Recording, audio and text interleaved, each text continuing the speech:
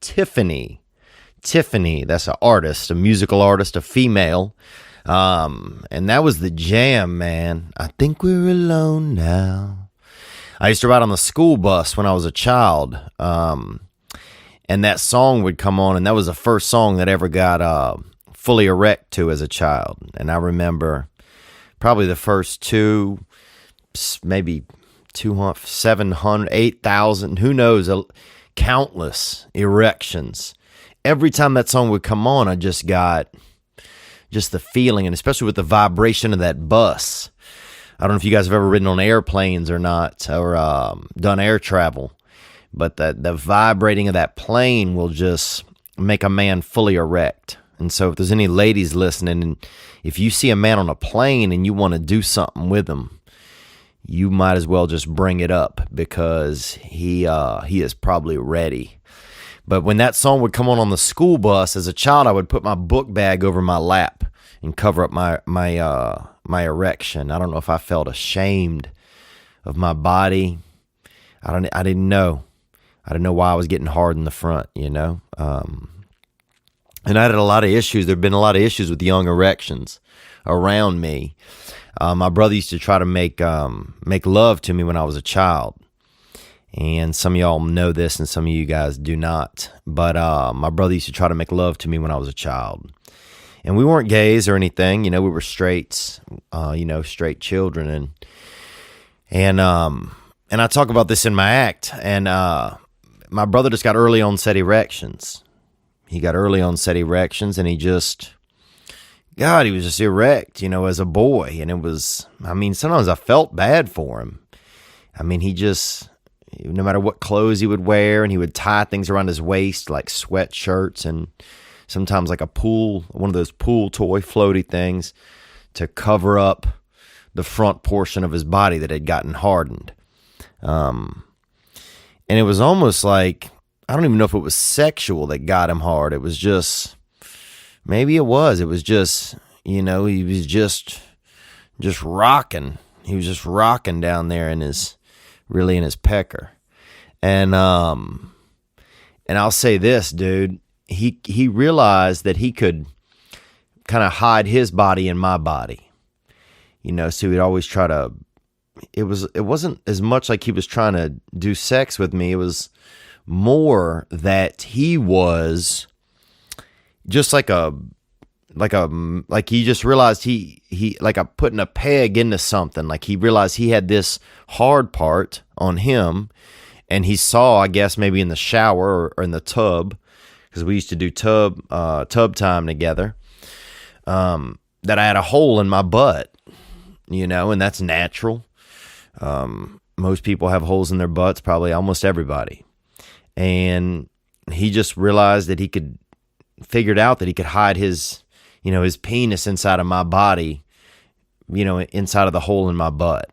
And I know that sounds graphic, really. And as I'm saying it, it really sounds, you know, dirty. But it wasn't. It was just him just being randy, and him being, you know, just, you know, a kid.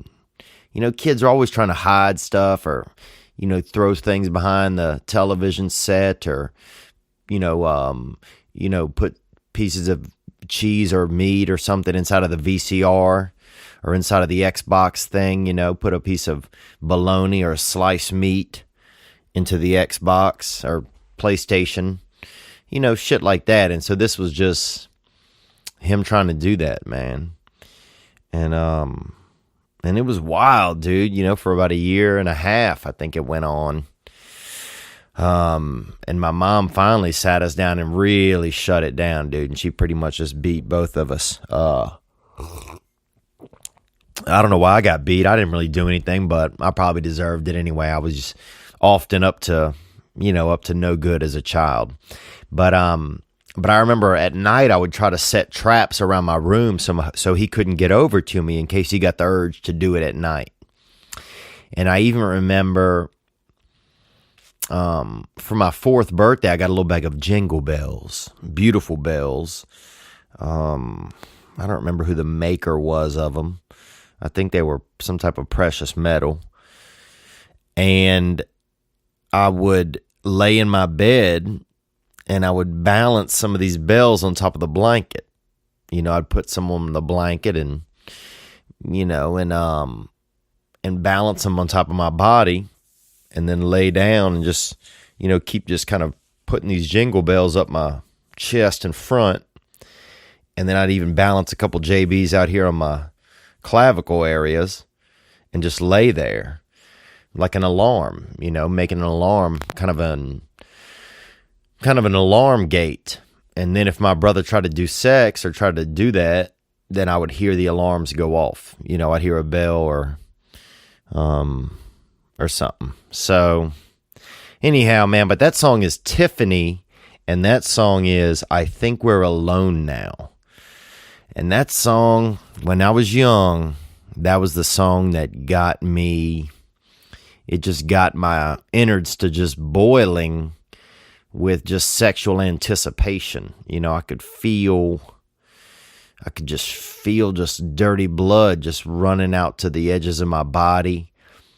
And my brain would start thinking about the young legs of the women that I knew, or I don't even know if I knew about sex at the time. I just felt, it was kind of before sex, or, before actual sexual thoughts of women. It was just more like, just my whole body just felt like a fucking, just like a panther was just trying to climb out of my fucking throat and dick and ass and everything. And I just wanted to just act out. I just wanted to feel. And that song brought those feelings about in me, like I was going through puberty right there on the bus or something every time that song would come on. But I also felt a lot of shame. I would kind of hide. I remember turning my body against the side of the bus towards the window and kind of hiding my erection against the window and the wall of the bus, kind of just trying to like push it down kind of by the seat. I think I just wasn't ashamed. I think, my father never taught me anything about sex. My mother never taught me anything about sex. So I think I probably had a lot of shame surrounding it. But anyway, I played Tiffany because I have another podcast called Allegedly, where my friend Matthew Cole Weiss and he's an adult homosexual gentleman from Philadelphia. And, and he is Jewish, and he is, a northerner, and he is more educated than myself, and he and I are really good friends, and we have a podcast together. And Tiffany was on there. Tiffany came in, and I'd never met Tiffany, this singer, and she came in there, and man, it was just, I didn't realize how much I was excited to see her, because I'd had all these moments with her on that bus. Sometimes we don't realize with a song or with a drawing or something, a piece of art, we have a moment. We have many moments sometimes with it. And this was, and I wanted to tell her. And so I told her point blank, about some of the erections and some of the youth activities that I felt when her song would come on. So that was pretty special to get to kind of go full circle there and let her know how I felt as a child. Anyhow, welcome to this past weekend. I had a good weekend, man. Today I went to meet up with Dr. Drew. I don't know if you've seen this gentleman. He's a doctor, beautiful gray-haired gentleman, pretty jacked too for a doctor. And he has a podcast, and he had me on as a guest, and we had a nice time, and I got to see his home and spend time with him and his lovely wife. Susan is his wife's name. And we had a nice time. He lives in a nice home. It's nothing outrageous. They don't have like nothing that riffraff would live in, where they got, champagne waterfalls and, hookers doing, dirty stretches and stuff, like on different types of ramps or little ledges in the house or anything like that. It's very much like a home, comfortable places to read, large television, nice kitchen, coffee makers, stuff like that. Very much a home. But that was pretty joyous. That was part of my weekend. I went to a flea market, a swap meet they call them, and it's pretty gnarly. It's a lot of people I thought there was going to be some nicer things, and it was a lot of just people's shit that they were trying to get rid of, really. Like, nobody really had anything that was worth buying, I didn't think. I didn't even see anybody buying anything. I just saw a lot of people that had just basically brought out all their shit and was just leaving it out in the sunlight for other people to walk by and wander past. That was interesting. I didn't buy anything. And the rest of this weekend was filled with comedy, man. I did a lot of comedy shows.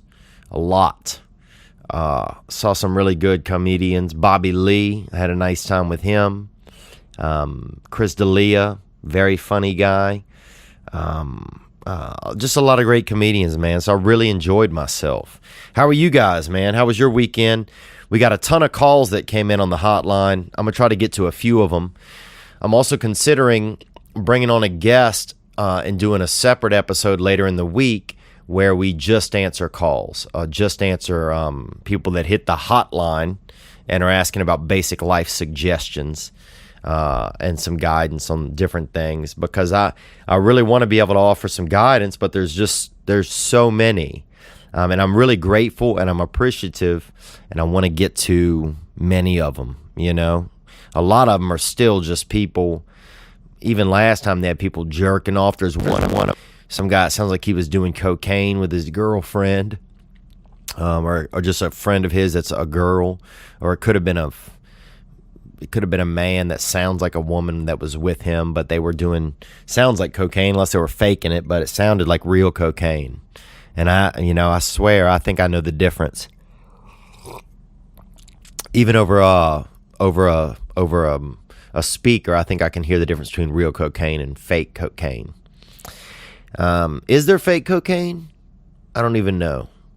If somebody should make fake cocaine, if they made a safer cocaine, I might have to get back out there. I'll say that, dude. I mean, I'd do a damn 9-ball if they made safe cocaine, bruh. You know? Oh. That's why sometimes I look at a map and I look at Colombia. That's a country for cocaine. And I'm like, how do people stay alive in Colombia? I mean, if I were 9 years, I'd be dead by 9 years old, or 12, 12. I'd have somebody give me an 8-ball, probably for one of my 10th birthday, and by 12, I'd be dead. I'd be deceased in Colombia. So I don't know how they do it. So thoughts and prayers really down there with those in Colombia who are growing up and trying not to do cocaine. Can you even imagine, when you're anywhere at a Shoney's or whatever, or a Sizzler, and cocaine's practically on the buffet. I'm going to give you a few comedy dates, man. I got to get these in, just to let you guys know that I'm coming to town. April 21st through 23rd, I'll be at the Punchline in Sacramento, California. May 25th through 28th, I'll be at the Side Splitters Comedy Club over there in Tampa, Florida. Tampa, the home of a lot of strippers, great-great-great-grandchildren of pirates and ne'er-do-wells, really, and also a lot of bad zoning in Tampa, if you've been there. June 1st through June 4th, I'll be at the Pittsburgh Improv, and that's in Pittsburgh, the Steel City. Got pink eye there once. Got invited into a threesome there one time by a woman and her niece, who were from Wheeling, West Virginia, and offered me that Wheeling feeling, I remember, in the back of it might have been a Honda Civic.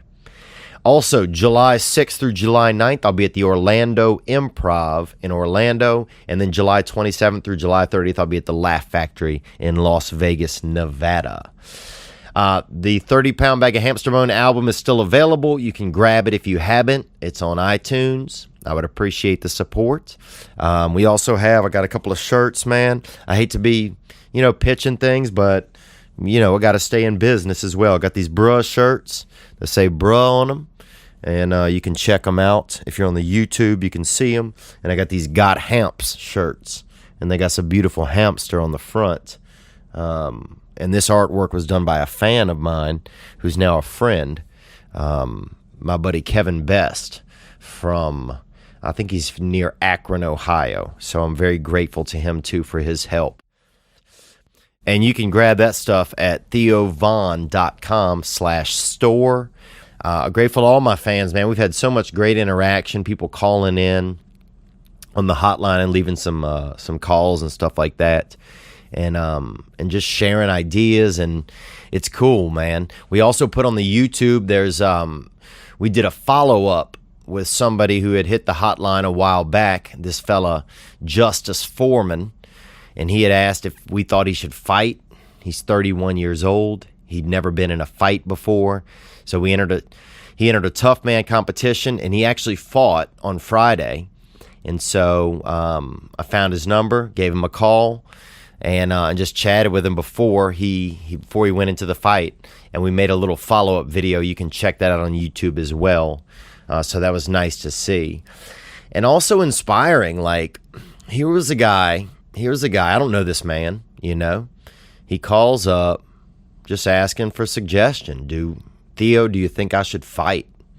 And I told him I thought he should, because I look back on things in my life and wish I'd done it, join the military, fathered a child real early. Sometimes I really wish I had a child that was mine, that was about 16 or 17 right now, who I could talk to, share shirts. It's kind of a bitch move a little bit. Share shirts, do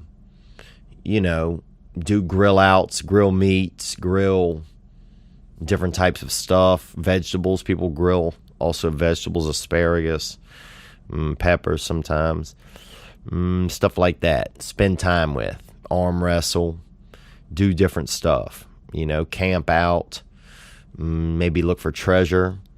I've always wanted to find some treasure, and I bet that finding treasure with your son would be pretty magical.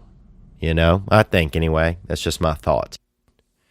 Other things I wish I had done if I could have. Learn more recipes. Sometimes I'm in the kitchen and I know that the ingredients are there, and I am the one who doesn't have the knowledge. And that sometimes breaks my heart a little bit in a small way. But yeah, there's things you wish you would have done, things you go back in time. So this gentleman got into a fight, bro. He did it, trained for 6 weeks, trained hard, and he went and fought, and he lost the decision. But dude, that beautiful little peacock got out there and danced, and it made me think, could I do it? Could I get out there and fight, dude? A fight against someone I don't know. I don't know, man. I haven't been in a great deal of fights in my life. I got one kid beat me up one time. Another kid, I think, beat me up. A couple of brothers beat me up a lot. I remember one time walking across a field, and some of my friends, black friends, or some of them who I thought were my friends, just started beating me. And I mean, it was pitch black outside. No cars, no lights, no street lamps around. We're in this big field. And I don't know if you've ever been attacked by 4 or 5 brothers in the dark, but it is when black people beat you up in the dark, it is insane, because it just feels like the darkness just keeps knocking you around. If it's an Irish guy or a Jewish guy or a Russian or something that hits you, or a basic white, you're going to be able to see their skin some, but people with darker complexions, man, you don't see anything. So I literally the darkness just kept rattling me. I mean, it was like nighttime, 1, me, 0. I mean, I hit the dirt pretty quick. My main move was to fall down if I got hit. That was really, I was just a wimp of a child. I didn't even feel really like a person almost anyway, most of the time. But anyhow, that was part of being young right there, getting beaten. And oh yeah, this fat kid beat me one time pretty good. What else? I fell off of something one time and kind of got knocked out when I hit the ground. So that's just kind of like the earth just beating you. What else? Oh, that reminds me. I remember one time this man fell off of a balcony and I left him there. I should have helped him. So I kind of feel bad about that. Kind of a weird segue, but some man fell off of a balcony and I was like right there close, and I kind of knew him a little bit. I didn't really like the gentleman. I didn't prefer him. If there was a couple gentlemen around, I wouldn't have picked him to spend time with. And then he fell off this balcony, probably 2 stories or whatever.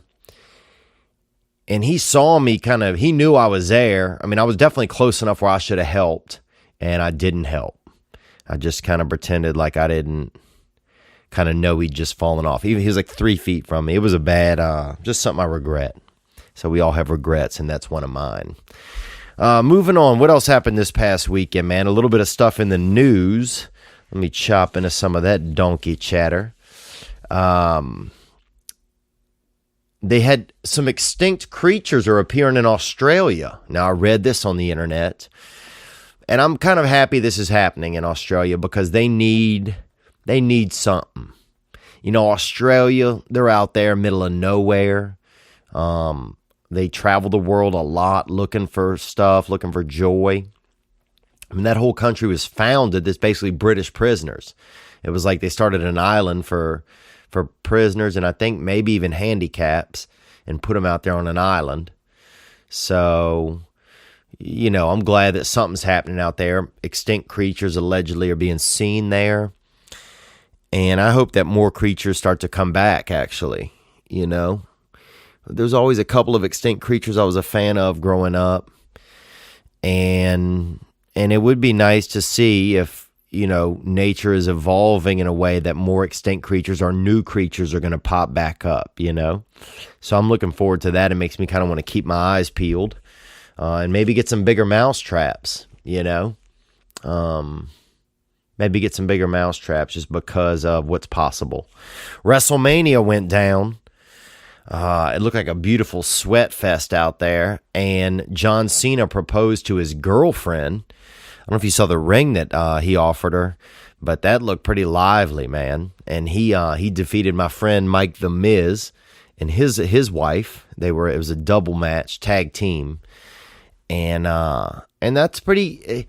I guess I'm curious as to what do you guys think? Like, you know, would you want to get proposed to or propose to someone on that big of a stage? Does it really mean as much? Is it too much of a show? You know, I saw a man try to propose one time in a hot tub. I remember this. And he dropped the ring into the water.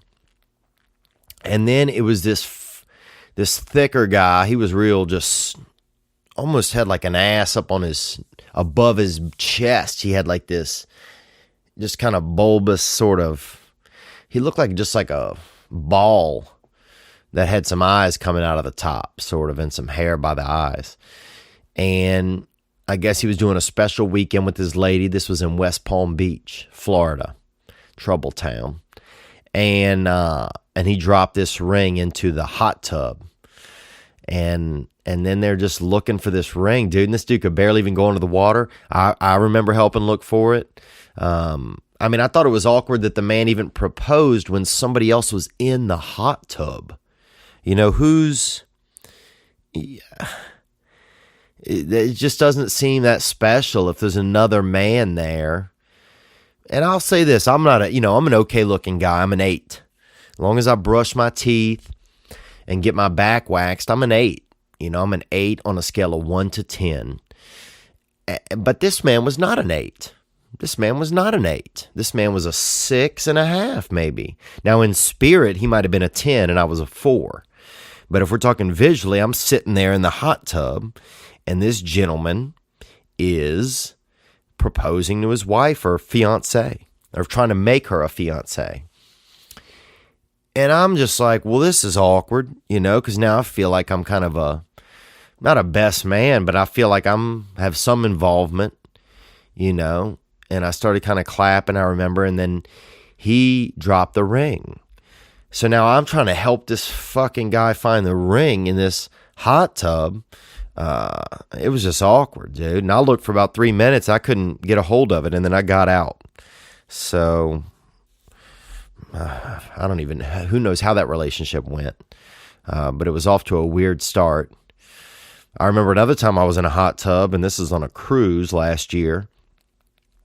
I went on a cruise with the Impractical Jokers. These guys, they're jokesters, and they're friends, and they have a cruise. And I went on there, and I was in the hot tub right in the morning, and they had a boy got in. And this boy, maybe 11 or 12, a thicker boy, looked like he was maybe from Nebraska or North Texas, thick, kind of pasty, kind of nice, kind of long hair though, a little numb in the eyes, a little Polish, kind of like me. I'm a little bit, I am Polish, I'm Polish Nicaraguan, but I'm a little numb in the eyes, I'm coming in at about 70 watt. And this boy was similar to that. He seemed a little dull, like they hadn't fully, like the electrician hadn't visited his genetics. He was just a little bit dim, like maybe his great grandmother was also his great aunt, or there was somebody not walked far to fuck at some point in his genetic history. There was maybe some light inbreeding or just local seed that had been passed between wombs somewhere along his lineage. But anyhow, he's in the hot tub and I'm in the hot tub. And this was early in the morning. I'd gone to the gym early because my legs hurt. And I don't like it when my legs hurt. I like my legs to feel regular. Like I like to not feel them. Because that's the thing. If your legs hurt, then they hurt. But if they're not hurting, then you just don't feel your legs. They're just there and you don't feel them. But anyhow, I'm in the hot tub, and this fella, he'd been in a contest or something the day before, and he's wearing like a little bit of an outfit. He had on like a cape, kind of like a party cape, just like a cape, like a huge bib kind of that's on your back for superhero shit. And he was, and he had some eye makeup or something by his eyes. Like he'd been dressed up the night before at a costume type of deal. And anyhow, this fella starts tickling me, right? Tickling me. Excuse me, having some coffee. Oh, this boy starts tickling me. And I never really did like being tickled, dude. In fact, I told a girl that I was hanging out with recently, she goes, "Are you ticklish?" And I said, "If you tickle me, I will punch you in the fucking face because I've never enjoyed it. I don't like being forced into painful laughter immediately.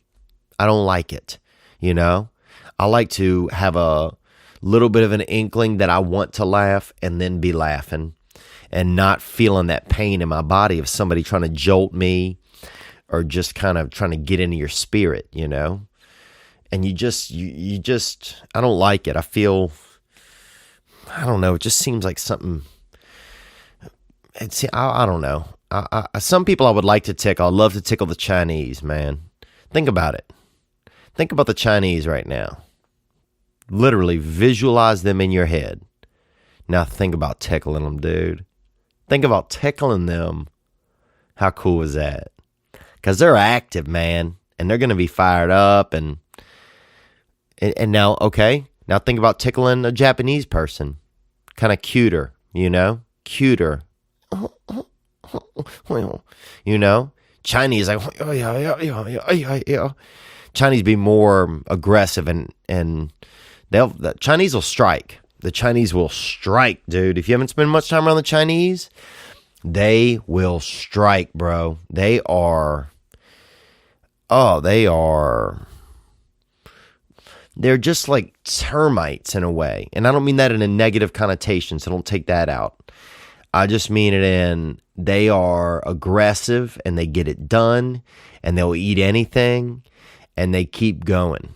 And you wouldn't be surprised to find them in the wood in your house, dude. The Chinese are plentiful, I'll say that. And so this boy is tickling me, right? And he starts tickling me. And I don't know him. First of all, I understand tickling people you know. You know, people do that. Tickling somebody you don't know? Fuck no, bruh. You know? That's way too much, man. Way too aggressive. And so this fellow was tickling me, and I'm trying to keep him off of me, right? And he had kind of, you know, that pasty sort of Rubenesque kind of skin, you know, kind of thick, kind of had some kid titties on him. You know what I'm talking about? And so I'm trying to push him off, but not push him because when I touch him, I realize I'm leaving handprints on his chest. So this boy, I'm trying to fend him off. And he's coming at me, you know, and he's coming at me, bro. And he's tickling and then he had one of his feet up even. He was flexible under the water. Above the water, he looked unflexible. He looked like just like a piece of fucking white furniture, you know, something you'd see in Sweden or something at like a damn castle, like a Disney castle. He looked like he looked like a fucking little marshmallow love seat, you know. But under the water, agile and just like a damn eel or a griffin, you know. And he brought one of his legs up and was tickling me as well with his leg, right? So this boy has both hands, one leg up, tickling me, and I'm trying to keep him off me. It's just me and him in the hot tub. It's 7 a.m. So people are kind of drinking their coffee, coming outside, you know, bringing bowls of breakfast out, pieces of fruit and small breakfast plates and stuff like that. Shareable plates, you know, small stuff, slices of, what else was it? Grapefruits. And anyhow, so me and him are sitting, and they start kind of looking over like, what's going on? And I'm trying to push this boy off of me, and I'm starting to leave these fingerprints, and because he's hot. The water's made him hot. This is a hot tub. And I'm leaving imprints on his chest and on his, you know, neck, and people are looking at us. And then there's a security guard, you know, doing his rounds or whatever. He starts looking at us and acting like, what's going on? And again, I don't know this boy, okay? Imagine somebody you don't know. Now imagine that they are tickling you in a hot tub while people are trying to eat breakfast nearby. Dude, what? That's not even normal. That's not normal. And I'm leaving marks on his body because I'm pushing him off. And now I'm kind of fighting him. I'm, you know, kind of pushing him under the water. And he's a strong boy.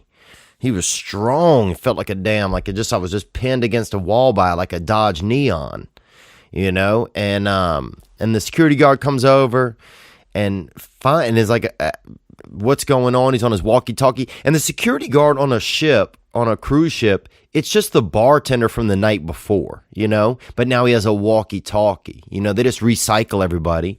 So I'm like looking at the dude, and he knew I'd been drinking the night before, so now I'll probably look like a damn unsuccessful pedophile, you know. So I just got out of that deal. I went back to sleep, man. But you got to be careful on cruises, and I think the message is that, you know, if somebody's proposing in a hot tub, bro, it's probably a shitty idea, dude. I'll give you guys a little sensual update. I had a date, and it went pretty good, man. You know, I'm a little nervous about dating. You know, because I know that if I'm going to get into it, that I need to be ready. You know, and I need to be able to be my best self if I'm really going to make some magic happen. Unless I'm just going to still be out there, you know, being willy-nilly and trying to just skeet out in the back of different vehicles or whatever.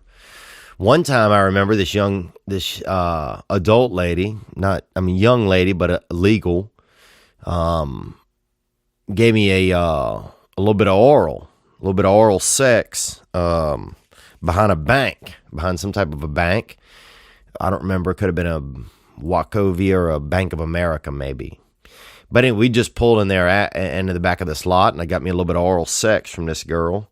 And she, been wanting to, I think, give it because she seemed like she was fired up. And she left a CD in my car, right?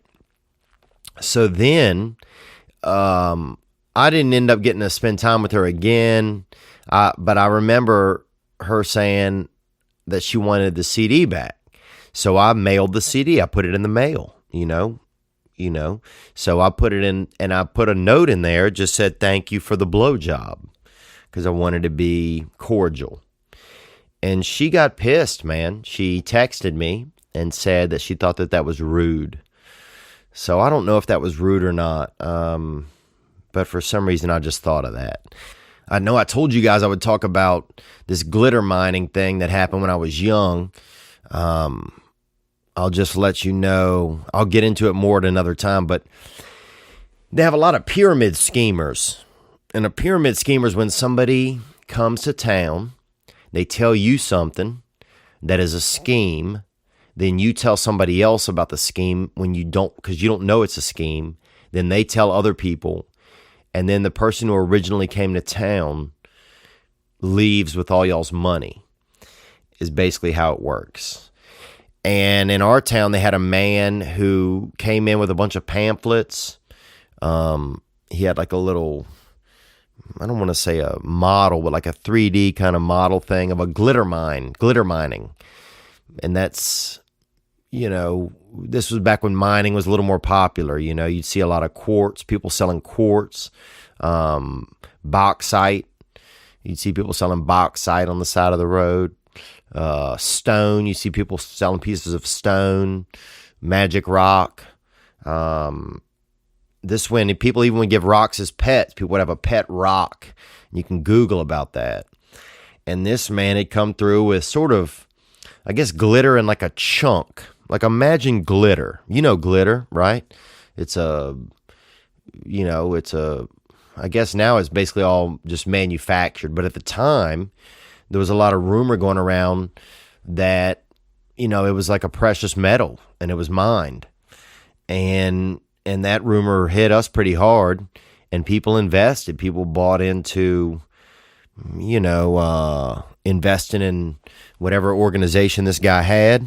And he left town with a good deal of people's money. But those were the times, man, when people would take advantage of people, and people are still doing it. That hasn't died, these pyramid schemes. But that was one that got us, or that got people in our town. People in my neighborhood lost hundreds of dollars. And that's, that's unfortunate. All right, let's get into a few callers, man. I want to get to some questions here. Thank you guys again for getting on board with this past weekend. I'm excited. I'm still figuring it out. I'm learning as I go. I'm open to any ideas that you guys have. And let's crack into some stuff. Here we go. What's up, Theo? Love the podcast, man. Great job. I'm just going to get straight into it. So I was with this woman, and she was already a little older than me, so it was a little intimidating. Oh, so you with an older lady, huh? Dang, boy. You got to be careful. I'll say this. I dated an older gal once, or, spent a little bit of time with her, and at a certain age, some women's bodies, it feels like their skin and their skeletons are separate from each other. And so you'll grab on their skin, and it'll feel like it's like a really tight onesie, or really kind of gristly tight onesie that their skeleton is wearing. So that can be a little alarming sometimes with the body type of a senior type of woman. Onward. Whenever we were kind of getting it, You guys we were making out, and she was using the tongue, man, it was just a sinful amount of tongue just swirling in my mouth and shit. Yeah, I'm gonna I hate that. If a they're jousting or something, they're doing like they're like the cheapest dentist, like they're just jabbing around in your mouth with their tongue. It's almost like a little newborn dog just put his tail in your mouth and is just rattling it around, just being nasty. So let's hear more. And it was just like it's just uncomfortable amount of tonguing going on. And I wasn't sure how to like bring that up to her, so I just kind of stopped. And I don't know, we just haven't talked very much lately. And I was just wondering if you have ever been put in like a situation where it's just something uncomfortable, like sexually going on, and how you handled it. Oh, it's a good question. Something uncomfortable sexually. Well, I'll say this, dude. I went home one time with a black girl, an African American girl, and she, all of her bedroom was covered in not mirrors, but metal that was kind of reflective, but not really good reflective. And she put on like a vampire type of costume and wanted me to do sex, man. And I left. So that shit made me really uncomfortable. I can certainly, understand the people putting their mouths, the tongue in the mouth. That's nasty at a certain point. Like, what are you doing? Like, we're supposed to be kissing. You're not supposed to be just attacking me inside of my mouth. It makes you feel just violated, dude. It feels like they're just trying to fuck your mouth with their tongue. And here's the thing, though. Who taught them that? Like, that whole chain of people that's doing that shit where they, like, it's almost like they hadn't kissed somebody since they were like 13. It's almost like kissing somebody real fast, where like you guys both got to leave and you just met and you just kiss somebody real fast. It's almost like how a lizard might kiss another lizard if lizards could love each other like adult humans. So I feel you, man. I feel you on that kissing thing. What else? I'm sure I've had some crazy sexual this one woman liked to, I remember this, she wanted to have things balanced. Like if you were doing doggy style sex, she wanted you to have balanced things on her back. Like, I remember the first time it was like a stack of books, like small books. And then it was, books and then something else on top of them, like maybe like a potpourri dish or something. And she just was into fucking, I don't know why, but she just felt more in control if she was able to, you were able to, do sex and fuck this girl, but also she was able to balance a bunch of stuff on her back. So I don't know what the fuck that's called, but that girl had that. But dude, look, man, if a woman kisses like that, tell her. That's what you got to do, bruh. Especially if there's a senior, tell her. That's probably why she's older and still kissing little men, man, and kissing younger fellas.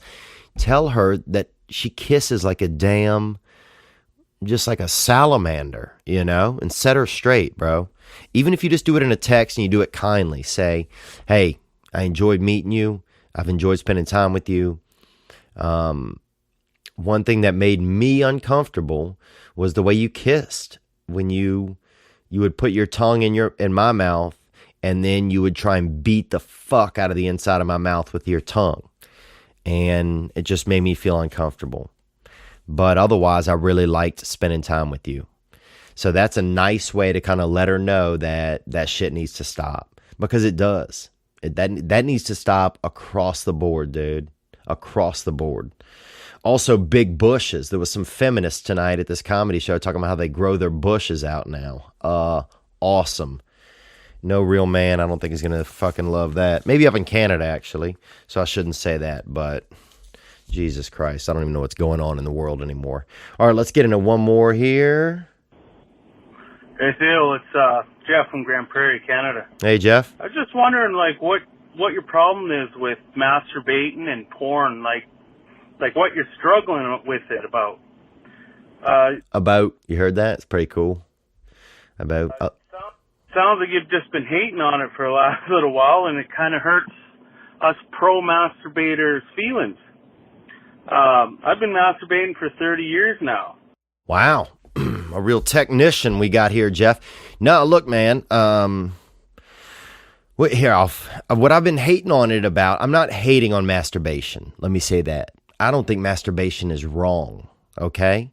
I don't think that I do think that pornography is bad. I think it's bad for you. I think it's bad for you. Now, you can say you love it. I love it. Dude, I've loved it for a long time. So maybe what I'm saying is that in excess, pornography is bad.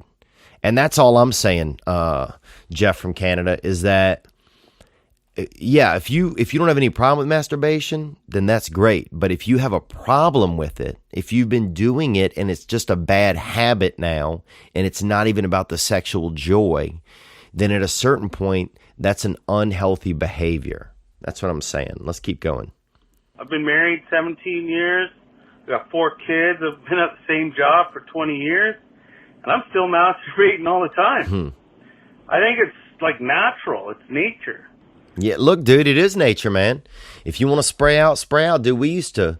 I remember in science class in 5th grade, there was a big thing going around where people was jerking off into their school books, into the desk. Because you had the desk that had like an open part, and they'd put their book in there and then, kind of skeet up in the book. And that was... The irony of it is that was very science, because we were even learning about like eggs and seed and gametes and everything. And to be able to have that action right there into the actual science book was pretty, it's almost like a lab. It's almost like a lab day, But, I feel you that it's fun and that it's a party sometimes, But at a certain point, for some people, it's not. And that might not be you, Jeff. It sounds like you have a healthy sexual lifestyle. You have 4 kids. You're maintaining your job. You have a wife who, 17 years, she must be happy with you. I found a vibrator in my daughter's drawer when she was about 15 years old, and I wasn't mad. Wow. I'm not even going to comment on that. I was more like kind of proud, like right on, So I'm just curious, like, why do people see it as a bad thing and unnatural? I think it's a good thing to do. Well, I respect it. I respect your view, Jeff. And yeah, for some people, it's a great thing to do. For you, it seems like it's healthy if you can masturbate.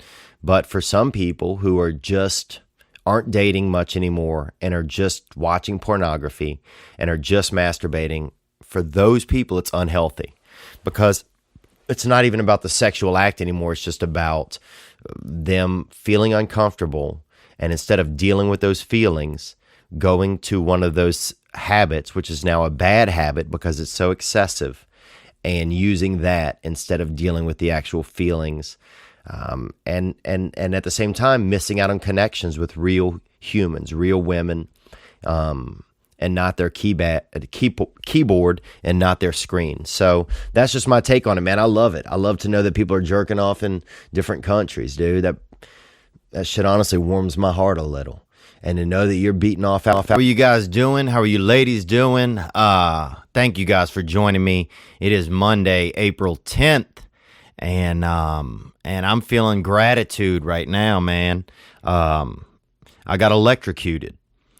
I'm just going to start there. I got electrocuted. And I don't know if you've ever been down this road with electricity, but it's a violent force, man. It's like Poseidon just kind of just finger banged your butt. That's how I felt. I'm going to tell you guys what happened. I hadn't been electrocuted in a long time. And you forget what it's like. You forget the power of it. I was, well, first I'll tell you about the first time I got electrocuted. I was young. I was a boy, and I was a young boy, and I grew up near a fairground, and a fairground is a place where the fair comes, and they have animals there when the fair isn't there, and people show animals and stuff like that, 4-H people. And it was a big field, and once a year, the fair would come, and it was not far from our home where we lived at. So me and some of the other boys from the neighborhood, my friend Clark, would go over there, and before the fair would open up for the public, they had a day where they would let us ride the rides, and they charged us maybe a quarter, I think, or 50 cents, and to get in, and you could ride as much as you want as the rides were being put up and functioning. And in hindsight, I think they were kind of just experimenting with us, but we didn't see that. We just saw it as a deal, because to get a regular wristband for the big fair day, it was about $8. And we didn't usually have that money, so we would go the day prior and we'd get out there. And they had a lot of, miscreants and ne'er-do-wells out there, and, men that were running from the law, and women that kind of looked like lesbians, but that probably weren't lesbians, non-practicing lesbians maybe. And we'd get on the rides. And I got on a ride, and my buddy Clark was this kind of odd boy. He'd had some issues. He hated sound. He hated sounds. He hated all just sounds, man. So he would often, wear something extra on his head to kind of keep the sound out of him. He just, I don't know why he was like that. Everybody's got their thing, and he just wasn't keen with sounds, and he was more, you whispered around him. He was just he was gentle when it came to the airwaves. And so he'd often have an extra hat on, or, some couple of muffs on his ears, or he'd have his head kind of wrapped up in something, wrap an extra cloth or something around his head to keep things quiet around him. But we'd get onto the rides, and it was pretty good, some of them, it was the first run. Some of the cages would have, birds would have nested in some of the different pivots and joints of the rides, like the zipper and the tilt-a-whirl, the gravitron. I remember the gravitron as well. I'll tell you a story about that in a second. But so I was getting off of something. I think it might have been the tilt-a-whirl, and it was one of those rides where when you get off the back, you can hear a generator kind of really just rumbling. You can hear a generator really rumbling, and I'm getting off, and I was holding onto the rail, and then I held another rail.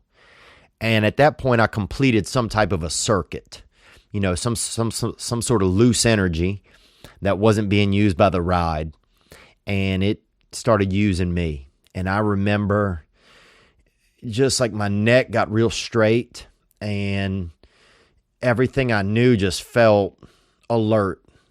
And I remember this man was like a tall black man, and everybody was tall to me because I was a child, but he could have been a basic heighted black man. He was like, "You got to get off the ride, boy."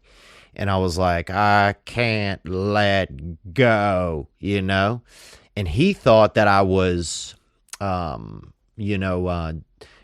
taking issue with him, or that I was, just being kind of just a little cunt, And so he put his foot on my back and basically just kicked me off the ride. Not kicked me, pushed me with his foot. And there is a difference. Some people are always saying they get kicked, but sometimes you just get pushed with somebody's foot.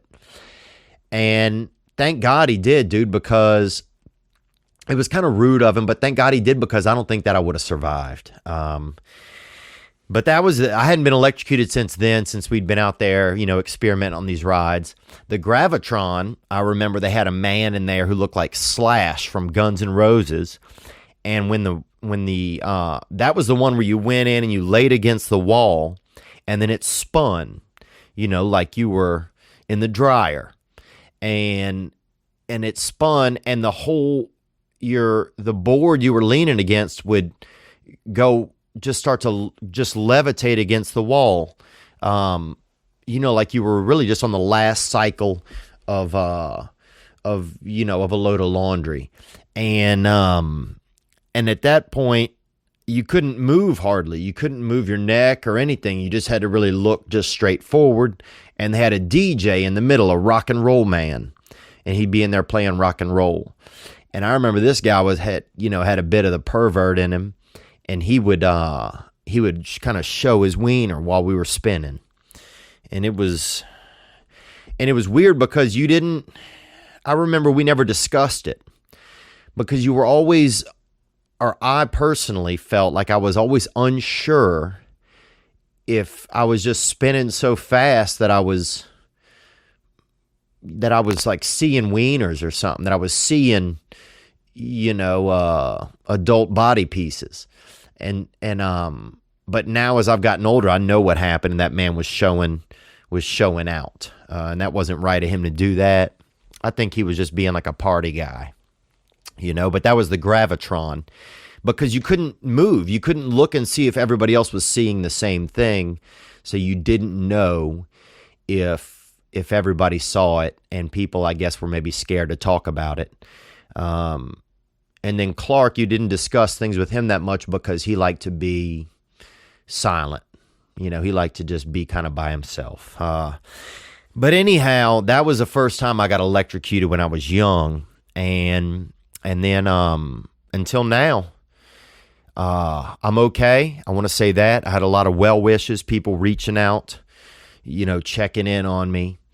Somebody asked how many volts it was. And I'm going to answer that. I don't know, bruh. I don't know if that's what you at. Like, I'm not like a tachometer or whatever. I don't know. I'm not trying to set a fucking record, dude. I got electrocuted by electricity. And I'll tell you what happened. I had a comedy set on Melrose Avenue in West Hollywood. And afterwards, I was walking a few blocks, and they had a food truck. And I don't like food trucks, man. It's all, for people out, everybody in LA and all these cities are like, oh, food trucks. But then they'll they'll make fun of people who are picking up animals on the side of the road, like the area where I'm from. And they're like, those people are fucked up, like some hillbilly grilling something in the back of his truck, But you're eating out of a fucking truck, dude. I've never eaten sushi out of a truck, like some kind of damn creep, like some kind of just damn fucking calorie lurker, So I don't like food trucks because I don't like to eat when somebody's cooking something right next to the gasoline. I mean, the gasoline in a truck is 8 feet from the fucking griddle. I don't eat around that shit. So anyway, I've had a personal issue, I guess, and I'm sorry if I'm a little fired up, dude. I mean, I didn't expect this, and it's just been a long few days. So anyhow, I saw this food truck. They were selling lobster rolls, which I don't give a fuck about those either, dude, to be honest. And so though I was being myself, and they're selling lobster rolls, and I thought they were out of jurisdiction. I didn't know that food trucks were allowed to operate on this certain avenue out here in West Hollywood. So, being a nosy SOB, I wander over because I'm thinking that these people need to know my point of view. Like, oh, you guys are selling crab or seafood out of a proper jurisdiction, really. And in hindsight, that was my fault. I should have minded my own business. And kind of around the back of the food truck, they had this. You ever seen like one of those electric things on the wall, like just an outlet? They had a huge one of those on the ground. And I just kind of wasn't paying attention. And like a huge one, like I don't know if you've ever seen like I think there's a movie, maybe it could be Home Alone, where the boy is dancing on one of those pianos that's on the floor, like with the big keys. They have it at FAO Schwartz. They have it at a fancy toy store in New York City where you can step on the keys and make the sounds, and they're like $3,000. Rich kids have them, I guess. And it was like that, man. It was that big. It was that big of an outlet, just a big outlet. And it had a bunch of cables coming out of it, and I stepped on it, and it felt like I kind of got straight, and then I just got literally crumpled to the ground, almost like if you've ever seen like one of those videos where they pour some type of liquid over a Coke can or something, and it just crumbles. That was me, man. I was like kind of crumbling, but one of my legs was staying kind of straight, and I was scared, dude. It felt like the devil was just grabbing me down, and I didn't know what was going on. And I realized that I was in unsafe territory, and thank God it just didn't last for too long. It was probably 2 or 3 seconds, which you don't think is long, I mean, if you're a bull rider, they're supposed to stay on for 8 seconds. That's so, me riding an outlet for 3 seconds isn't a big deal. But when you are unexpectedly start surfing electricity, basically, riding the lightning, it's real, man. It gets real pretty fast. And so I was scared, dude. I didn't know if I was gonna die. For a second, for one of those seconds, I probably thought that I was gonna die. Anyhow, I went home. The next day, I went to the doctor, and I went into the doctor's office, and things got even worse in there. I went into the doctor's office, and he kind of like pushed on my ribs from the front and back and made me like turn to the left and right because there was this sharp pain in my ribs, and they ended up figuring out that there's a muscle in there that got damaged, or it's called an intercostal muscle. And I don't know if maybe the electricity kind of, all met up right there in my body. But it hurt, man. And this guy was like squeezing on it. It made it hurt even more. I lost my breath. I thought I was going to die in the office. I thought I was going to die. He pushed on it, and I couldn't breathe. And he's like, "What's wrong?" And I'm like, "I can't breathe." And he's like, what happened? And I'm like, he had just done this to me. I had been able to breathe when I was in there before. And I'm like, I feel like, like I'm going to be killed, And so he's like, just take the smallest breaths you can.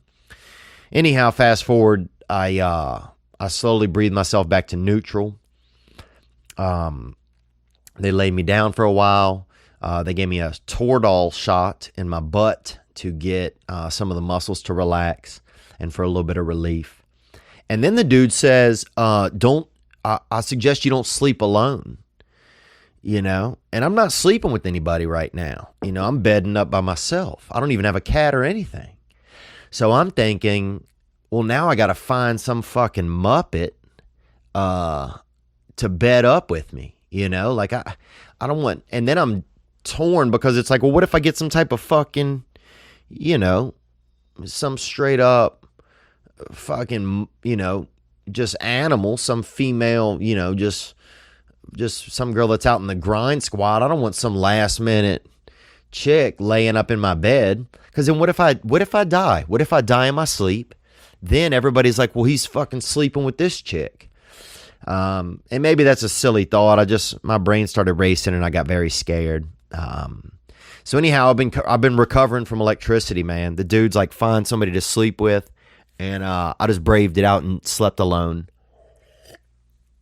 And here I am, man. I got electrocuted, but I'm still alive and I'm living to tell about it. And I'm happy you guys are here for this past weekend. The news. Let's get into the news. Also, I know I was going to do a video where I answered more questions this past week.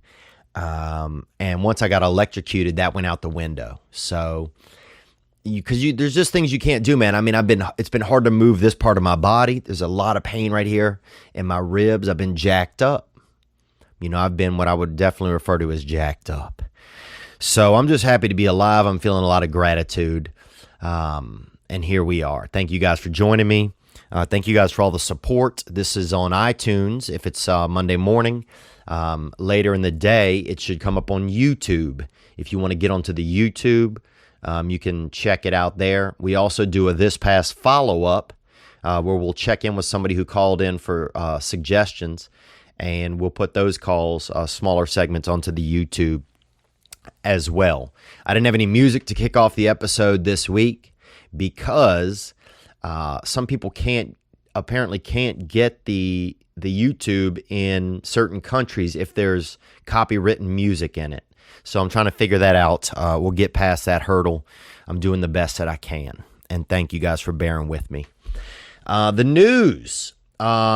Syria bombing. I saw that, dude. Sent a couple of missiles over to Syria. And one thing that I felt was some nostalgia. Because it's been a long time since America had bombed something, that we heard about in the news, really at a large scale like that. And it reminded me of growing up. It reminded me of in the in the 80s, 90s, 2000s, even early 2000s, when that was just an everyday practice. You would hear about it all the time during the Gulf War.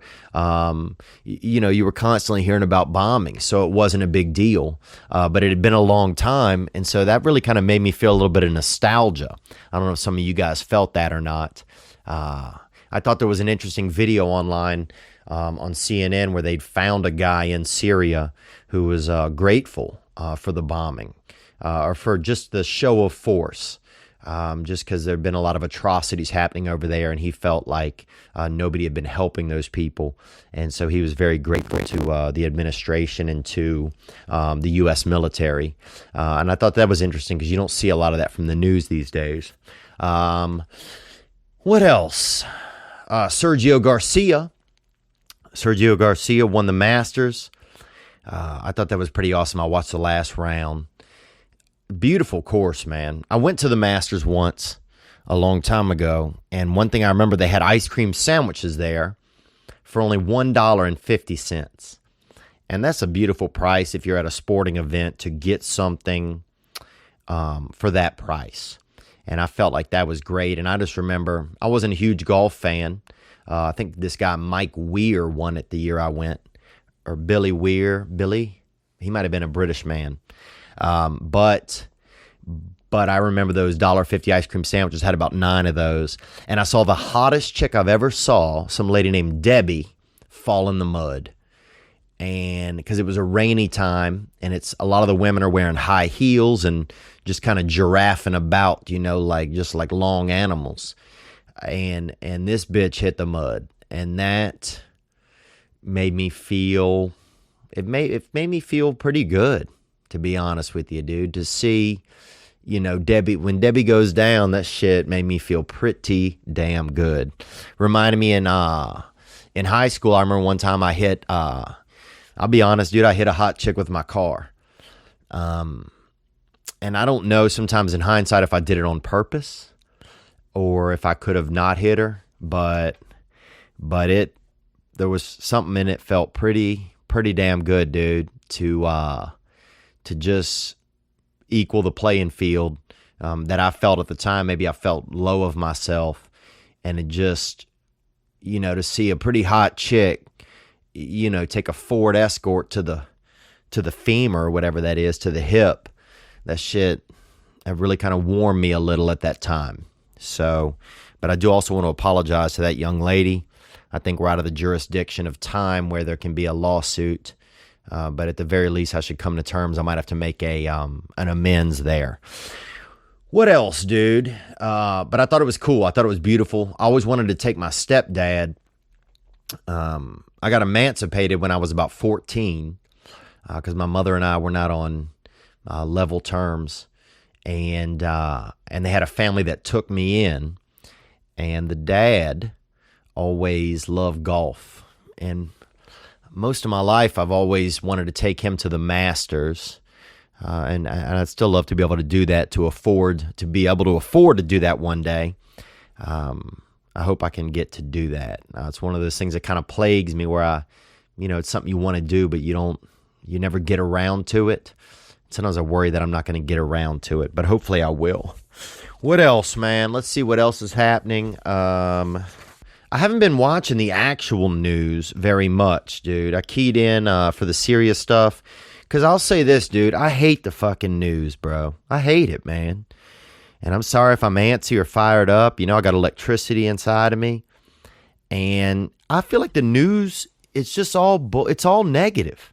Everything on it. I feel like America's a much better country than the news makes us out to be. All they focus on is the bullshit. I feel like they're responsible for more racial bullshit in this country and more racial division than any human or group of people could be. Sometimes I wish they'd take these newscasters and the networks that sponsor them and bring them up on charges, because some of it is just bullshit. We're better people than a lot of these news networks let on that we are. I strongly believe that. What else happened this past weekend, man? I just was feeling survival. I felt a lot about survival and times where, I didn't know if I was going to make it. I had another near-death experience. I ate a bunch of quarters when I was a child. I ate about $8 and a little bit of change, maybe in quarters. And it was all change, but I don't know how much over $8 that I actually ingested. But I took in a good deal of money, and they had to go in and get it out of me. And I remember that being, I was very scared. I think from what I gathered talking to my mother, I had become envious of a piggy bank. And that's a natural thought for a child to have, that this pig can have money in it, and I want to save money. I was very money conscious as a child. We didn't have much money, so the money that I had, I wanted to hold on to. But I remember being scared about that. Another time, I guess I had to go into the hospital. The hole on the end of my penis wasn't wide enough. I had just a very small opening at the end of my penis, and and I could piss like a damn. I mean, dude, I could piss. I could piss, bruh. I could piss into a bird's mouth if the branch was only about 7 feet up. I had something special, I felt like. But it started to cause a lot of pain, because as you get older, I guess you can hold more liquid, and you're trying to spray more liquid out of your body. And I remember that causing a lot of pain, and I had to go in for surgery then to get a larger penis hole. And thankfully that worked out okay, but I remember a lot of fear being around that. Another time I was very scared for my life was when I had appendicitis. I was playing baseball on a very shitty team called the Cubs, and they didn't let me play. They put me out in the field. They had one boy who was out in the field one time and ate a couple of mushrooms, psychedelic mushrooms that were growing out there. This kid named Big Charles, and I don't know if he's ever really been the same kid. So this was before a lot of the fields, that maybe they properly took care of them, or, maybe cows had been on them at certain times, and, and we were dealing with the repercussions of that. Big Charles ended up using a lot of drugs, and I'm not going to say that's where it started as a right fielder, but I don't think that that's far-fetched. What else, man? But I had been playing for the Cubs, and we were horrible. And I was feeling some stomach pain. I went up to bat, got hit by a pitch. That was my big move. Couldn't swing the bat well, but would often get hit by the pitches. And I got to second base, was in severe pain in my side, and between second and third base, I fell down, hit the dirt. And we had a huge, thick just a gristly coach, you know. They didn't make a shirt that could fit him, you know. Sometimes it seemed like he would, you know, have a shirt, but then like some towels kind of sewed around the bottom of it, you know, or have an apron on as well to hide some of himself, because he was just all body, all gut, you know, all just fatty triceps and gut. And he was screaming at me. He ended up actually, I think, getting accused of being indecent with children. And he never did anything to me, but he did get accused. I know that. And I'm still friends with two of the guys. Actually just did an investment with one of the guys who he tried to make some, you know, sweet gestures towards. But anyhow, I'm coming through second base and I'm heading towards third, and I hit the dirt, man. I'm in pain. My appendix is ruptured or whatever, and I am laying on the ground, and this dude is screaming at me to round the bases. And I can't round the bases, dude. I can't round the bases because part of my body is busted open on the inside. And he came out and was dragging me to third base, this coach. And at third, I couldn't do anything else. I stayed on the ground. I remember holding on to the bag as he tried to pull me down towards home. The referees, or whatever they're called, umpires, were angry. Other people got furious. And, I mean, it didn't matter. We lost the game anyway. We lost every game by 10-run rule. But I remember that being a really trying time. And then I ended up in the hospital for a few days because I had a ruptured appendix. And I was very scared of that. So anyhow, that's what's going on, man. That's what this past weekend, I didn't have much happen because of that right there. I do want to let you guys know coming dates. I have the Punchline in Sacramento, and that is April 21st through 23rd. May 25th through 28th, I'll be at the Side Splitters Comedy Club in Tampa, Florida. And Tampa's an old pirate town. If you haven't been over there, a lot of Spanish moss, hookers, a lot of, you know, Florida's known for just being, it's really the appendix of America in that it just, all the gutter and the real trauma really just kind of gestates down there. So it's definitely a place for a good time. And then June 1st through June 4th, I will be in Pittsburgh at the Pittsburgh Improv. If you want to support the podcast, you can go to theovon.com/store. We got some good shirts on there. We got some artwork. We got some new stuff that'll be coming up on there this week. As well, later this week, I got a new album that'll be online of my early work. It's a classier version, and it's just all the early stuff, you know. So I'm excited about that. All right, man. We got some great calls that came in. I want to thank everybody for being a part of this journey with me. When you guys call in with questions or concerns or thoughts, I mean, I learn a lot as well. So I'm glad that you guys are helping me. I want to thank also my buddy Adam, who's out there. There's a guy named Adam who I've never even met who gives me advice about this podcast. There's a guy named Cameron who does the artwork, who I've never even met in person, who does the artwork. There is a guy named Sherb, you know, who masters the audio he's been doing it at 6 a.m. the past month. And I've never met him. And so the joy that I'm feeling just from, you know, the kindness of people, it's really awesome, man. And I want to say that I feel it, and thank you guys. And we're in this together. And whatever we're doing, let's continue to do it. Thank you guys so much for the support. All right, let's get into some calls here. I want to thank you guys for hitting the hotline. That number is 985-664-9503. And that you can call in and leave a question or a comment, anything about, you know, that you might need some guidance. If it's something I can relate to, I'll relate to it. Any basic life suggestions that I can offer, I will try to offer. All right, guys, let's get into some of that. We had some great callers call in. Here we go. What's up, Theo? I'm calling in from Northwest Arkansas. Northwest Arkansas, baby. That's quartz country. and Little Abner. I think Little Abner from that area onward. On one of your podcasts you did a couple of weeks back, you were talking about how whenever you grew up, you didn't really have very many relationships with men whenever you're a kid, and That's true. My brother moved to live with my grandparents when I was young, so I was in a room, just with an empty bed across the room, and my father was very old, and they had some adults around us. Some of them were, some of them were pedophiles. I talked about that. One man kept combing his hair all the time, like he he had some issues. Onward. I'm like the opposite.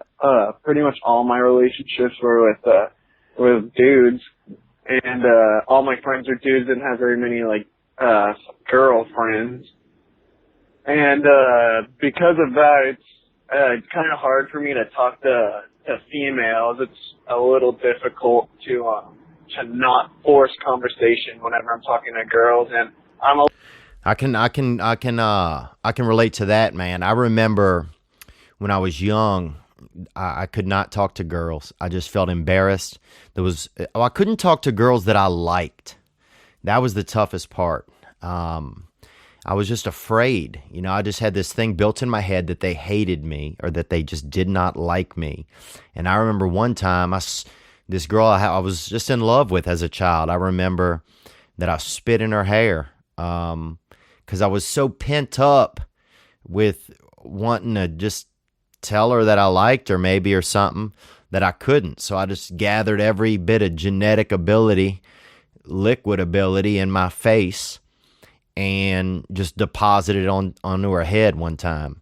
And I ended up getting suspended for that. Onward.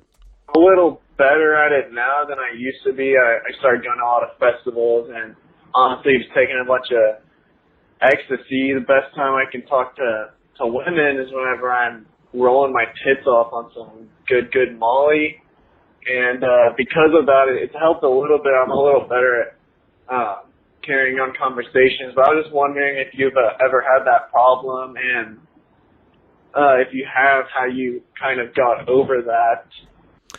All right.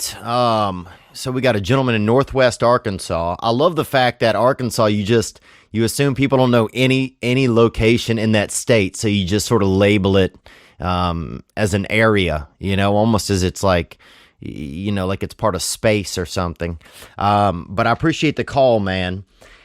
Well, first of all, if you're using drugs to talk to women, I've been there. I used to think that using cocaine would make me like a party guy. And it can help.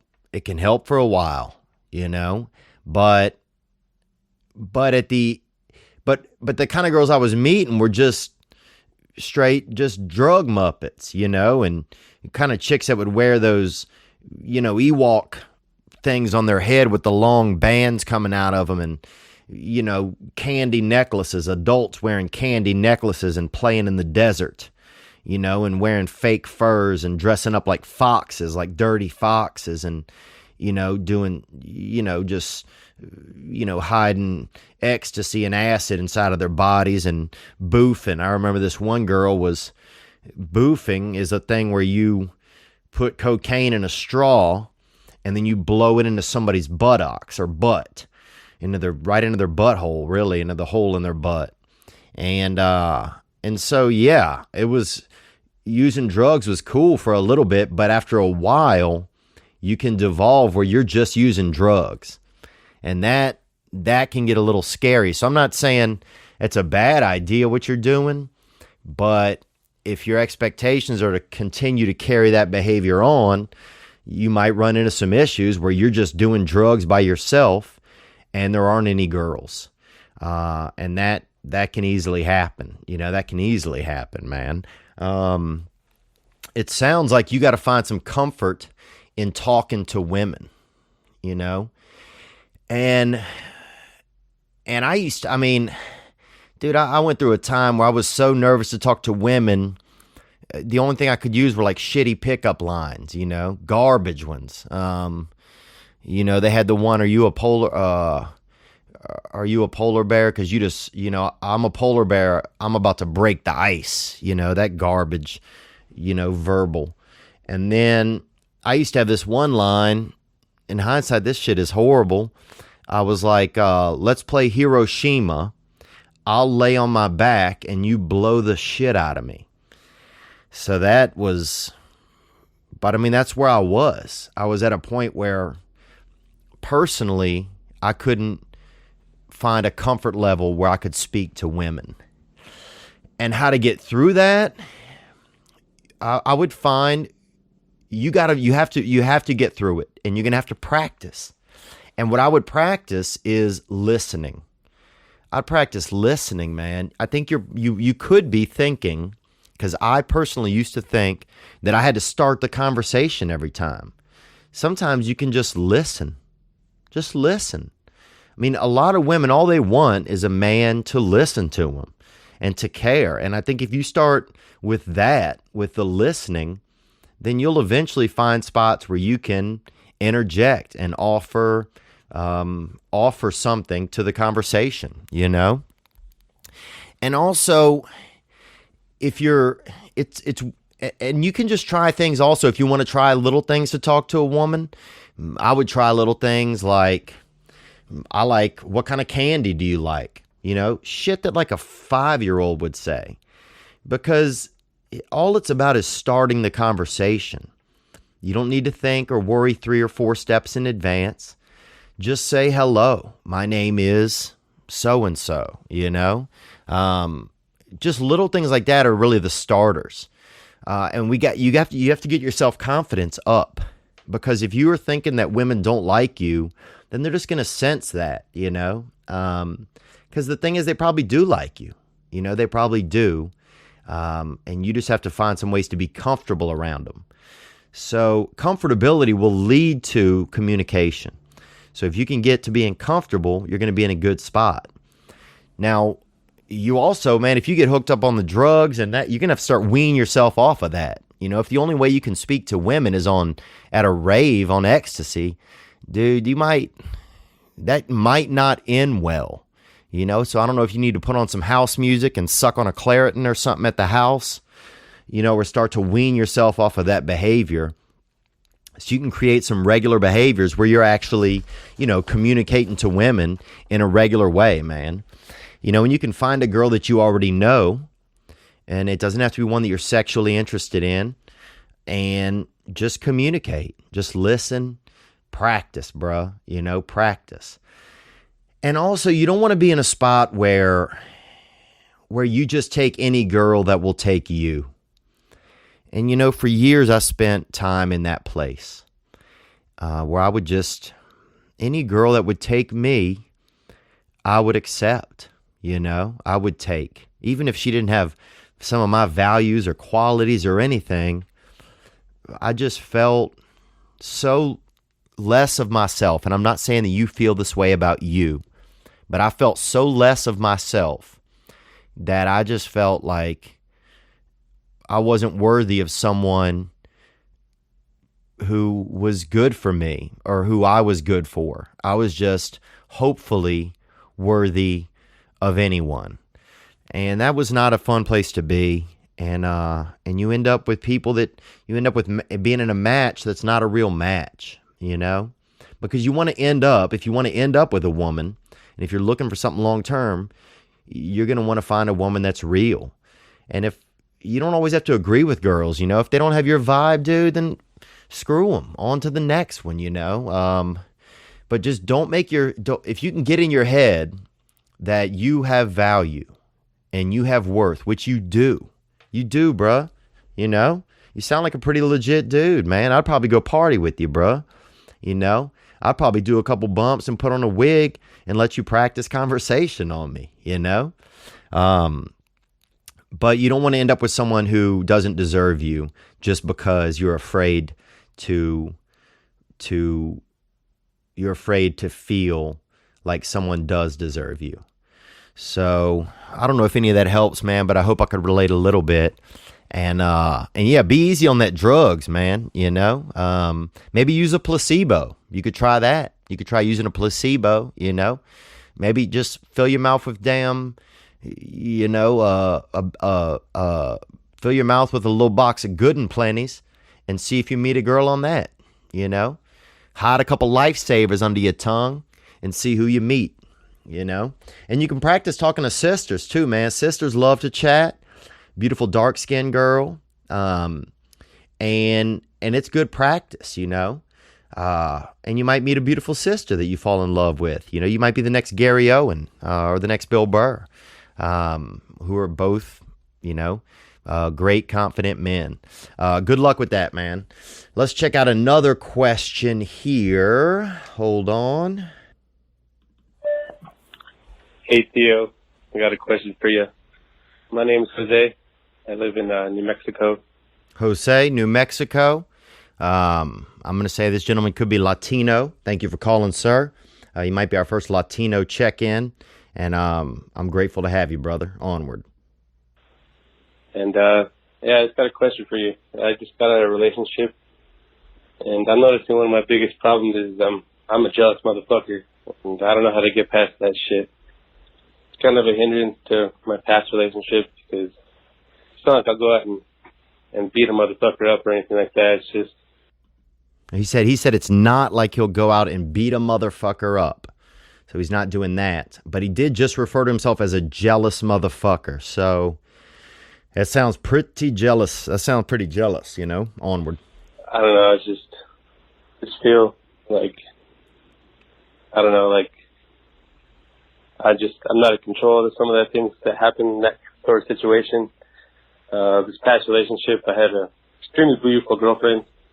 She didn't believe that any guy she met that they were trying to get into her pants. I tried to tell that to her, but just wasn't getting through. I'm a guy and I know how guys work, so that always came to bite me in the ass in the end. Yeah, man, I'll say this. It's hard. If you're just telling your girlfriend that, it's just not going to resonate well. You can warn her, but, beating that into her verbally, it's not going to help, because jealousy equals insecurity. And when when they see that you're insecure, it makes, there's naturally, women are going to have trouble being attracted to insecure men. I've been jealous, man. I have been jealous. I'll tell you about my jealousy in just a second. Let's finish up the call here. But yeah, man, if you have any advice or anything I should do to kick this jealousy shit, man, I don't like it. But cool. Keep up the good work, man. Podcast is the shit. Okay, he wants to kick the jealousy, man. Well, I appreciate you calling in, Jose, because that's a brave thing to admit, and it's a brave thing to recognize. I was extremely jealous of past girlfriends, dude. I was so insecure. I had one girlfriend. I ended up breaking into her apartment and putting Nair, which is a hair removal care, into her shampoo bottle. When I found out that she had been doing sex with another man, and I think some of that could have, in hindsight, been deserving. That's also out of the jurisdiction of prosecutable offenses now. That's been about 15 years. So I'm safe to discuss that. But I was extremely jealous of that girl, I was jealous. I remember one of my first girlfriends, she'd lost her virginity to someone else, right? And I'd lost my virginity to her, And I know losing your virginity, it's not a big deal anymore. But at the time when I was young, it was a big deal.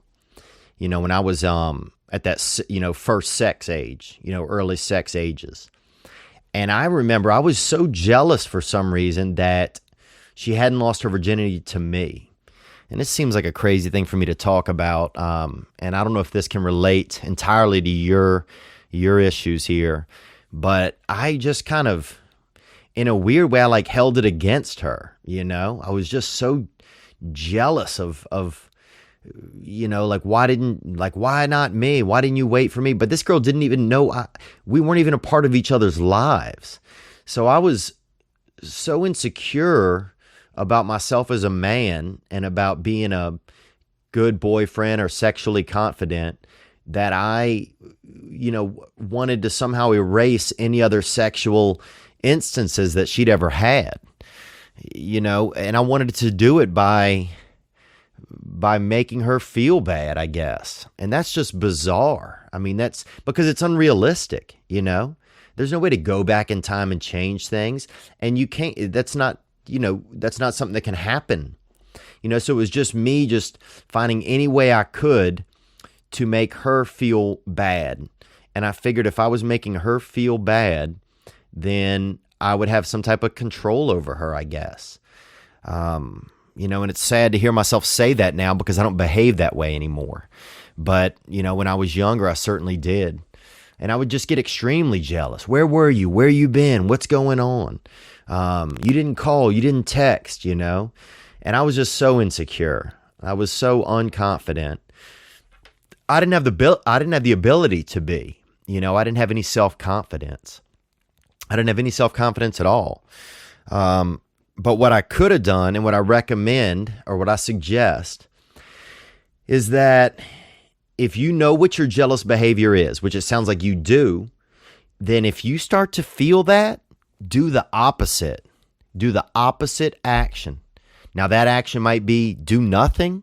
That action might be instead of writing where the fuck are you, write, I hope you're having a nice evening. But you have, if you know what the action is that's causing that, if you know what one of the actions is that's part of your issue, then doing the opposite would be the correct thing. And a lot of times it's going to be do nothing. A lot of times that's going to be absolutely do nothing.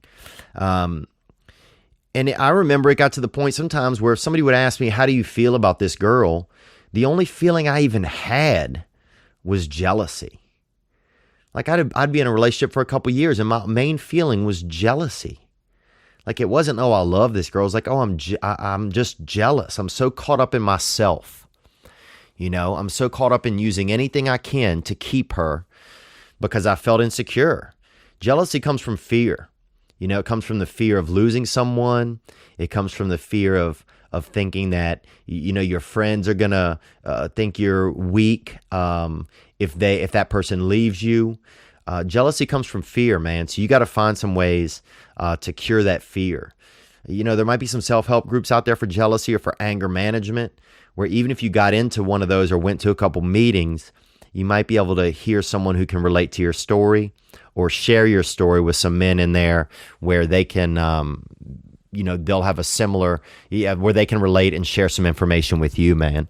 But you also have to have reasonable expectations. So next time you feel like being jealous, try being supportive.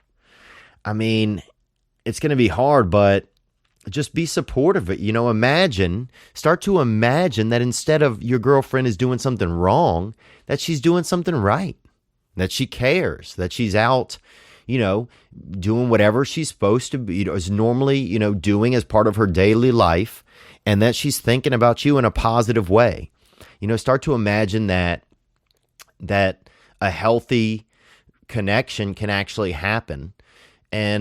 And that's going to start to create some confidence, I feel like, inside of you. But it's some of that really comes from self-confidence and self-worth and just feeling insecure. So I wish I knew more to suggest to you, but I can certainly relate, man. I mean, I didn't know what else to do. I didn't know how to express how much I cared about these women. The only thing I knew how to express was that I felt like I had to control them. And I would use, and that was often fueled by my jealousy. So I don't know. I hope some of that, can resonate a little bit. Let's check in with another call here. Hey, Theo. Thanks for the podcast, man, dude. It is awesome. Thank you so much, bro. You bet, man. You're welcome, dude. Thank you for listening. I got a question here. I live in Boston right now, and I'm thinking about going out to LA. And man, it just seems like that's the place to be. How long have you been living in LA? And I don't know. I'm just thinking about doing that move. So just give me some pointers, or not. Well, do. All right, man. How long have I been living in LA? I've been living in LA for about 14 years, man. And I'm going to say, first, I'll give you the positives and negatives from what I think. This doesn't have to be anybody else's feelings. LA is lonely to me. LA is a lonesome city. There's very little sense of community. A lot of LA is a lot of, freaks and dreamers. And I'm not saying these are bad people. I'm one of them. It's a lot of freaks and dreamers, creeps, weirdos. It's LA. It's like this. It's like that porch light that's on that bugs just flock to. There's a lot of beautiful bugs out here and a lot of real seedy centipedes out here. And you spend a lot of time in your car. People talk about traffic. Traffic disconnects humans, okay? You sit in your car, your best friend, a coffee, dude. You better have some good cafe. My buddy. Because your best friend will be a coffee. You spend a lot of time in your car. So that time, you can't spend it with other people. So there's not a strong sense of community. A lot of people move here to get what they want and then to go. So you're never like, oh, there's tons of pride in Los Angeles. They don't have that. Also, there's a lot of there's a lot of posterity. It's like all the bars shut at 1:30. Everything just looks good here. But the reality is that that's what it's supposed to be for. There's lights, there's cameras. We want to capture everything looking awesome, So you don't get a lot of sense of how it feels, really. There's a lot of people raising their kids in like small apartments where the kids don't have room to really get out and explore. People care more about animals here than they do about other people. You'll see a disabled Bichon, that thing will have 95 caretakers in a minute. You see a dude, beating another dude with an axe, people will just be videotaping it, and there's just not as much care for other humans here, as much as there is for like animals. A lot of people have service animals. A lot of people don't even have friends here. They just have service animals. You'll see. I saw a lady the other day had maybe 6 service dogs, dude. What the fuck? Is this some kind of service Iditarod you're in, lady? Are you sledding? How much service do you need? And it's just a lot of people that are just disconnected, I feel like, from reality. You see a lot of Latino women caring for white children. If you go to a lot of the parks here, a lot of lovely Latino, motherly type of women, while a lot of the parents are off working. It's a lot of both parent work cities. So, but a lot of both parents work here, which is fine. But I'd love to one day have a wife that doesn't have to work, that can work if she wants to. She's an equal. But I think having a mother at home is important. I think it's one of the things that we're missing a lot. So there's a lot of disconnection here with that. There's a lot of gay dudes out here fighting over Instagram likes. I'll put that out there, There's just a lot of disconnection, man. There's not a lot of sense of community.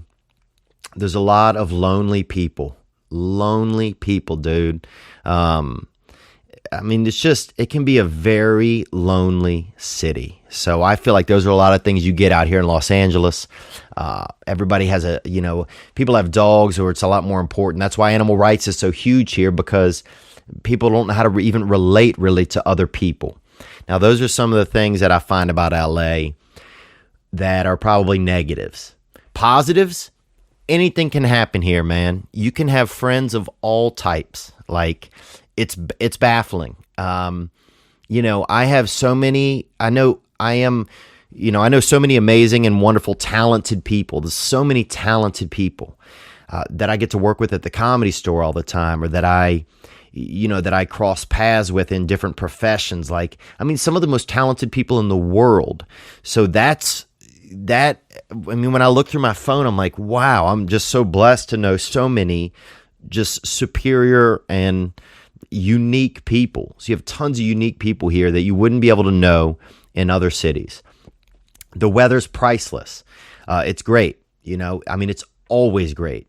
It's so great that you don't even think about the weather. I've never looked at a weather report, ever. Been here for 14 years, never looked. Because 99% of the time, it's exactly the same. With that said, it's also like Groundhog's Day, where you don't have any seasons, you don't know what's going on. I mean, it could be May, it could be December, it's all the same. I start to miss a lot of the seasons, man. You know, you miss the colors, you miss a night of rain where where you hear it outside and everybody's more calm and things slow down. You just don't have that here. Holidays, it's so diverse here that nobody gives a fuck what holiday it is. You know, you don't see any decorations because one decoration is going to offend another ethnicity or another religion. And so that, to me, isn't fun, you know? I mean, you know, I like more of a smaller area vibe where everybody, if it's Christmas, you decorate for Christmas, you know? Who gives a fuck if some people don't celebrate Christmas or some people don't celebrate this or that? Let's decorate for everything. So you don't see a lot of that, man. The only time you know when it's a holiday is when you walk into a CVS. What are some other positives? The beach is right there. The water's cold as fuck. They don't tell you that, bro. It's freezing. It's dirty. But I was raised in dirty water, so I don't mind that. I would like it to be a little bit warmer. Would I come to LA again if I could come out here? You know, I've been really blessed, man. It would be hard for me to go back and say I know I've met so many great and wonderful people that I feel fortunate to have in my life. So yeah, I would move here again. I think it's worth trying. I think it's worth trying anything new. I think new things can come out of making a move like that. I think it's brave to move. There's a lot of times where I wanted to move to New York City, but I wasn't brave enough to do that. You know, and sometimes I feel bad about that, looking back on my past. And I still can, and I tried to last year. We've been out here pitching some shows, but I feel like, I feel like I would do it again. If you want to do it, man, I say do it. If you can afford it, you're still young enough where it's not going to, you know, if 1 year isn't going to kill you and it's going to be a unique experience, do it. A city that I would recommend definitely living in, though, is New York City. I mean, you're already in Boston, so that might be too close for you. But anyhow, those are my feelings on it, man. I appreciate you guys joining me this week for this past weekend. I'm not going to have any music on the way out today for you guys. I don't know what's happening to me these days. I'm just fucking falling apart. You know, but I shouldn't have opened my loud mouth. You know, I shouldn't have went over to the lobster truck and let them know what I was thinking. They didn't need to know. It was a Mexican woman working in there. She didn't even I don't even think knew what I was talking about. So for me to think that these people are selling food out of jurisdiction when I don't even know the zoning, that's just sheer ignorance. So what the fuck am I talking about? But I'll say this, man, I love you guys and I appreciate you guys listening. Let's hit the hotline again. Next week, I want to talk a little bit about family, man. If you have a family, what's it like these days to have a family? Is it hard to be a man and to run a family? You know, to stay in that every weekend and week out. I didn't have much of a vibe for that when I was growing up, but I see now that my brother runs a household, he and his wife, and they managed to do a pretty good job, and that's been a good example for me recently in my life. But also it scares me, man. It scares me to think that, you know, that could be part of my future. It makes me want to just kind of stay in my zone and my little safe spaces and be afraid of starting a serious relationship or of starting, you know, heading in that direction. You know, sometimes I don't want to grow up and I don't want to take that harder road, you know, but I'm hopeful that I'll be able to, but I don't know. So I'd love to hear from you guys about, if anybody has, you know, is dealing with a family, what that's like, you know, some of the pitfalls. If you want to hit the hotline, you can also hit the hotline with anything else you have, and we might get into it. That number again is 985-664-9503. Hashtag basic life suggestions. Thank you guys very much for joining me on this past weekend. You guys be good to yourselves, huh? Won't you try that? I bet you deserve it. Thank you.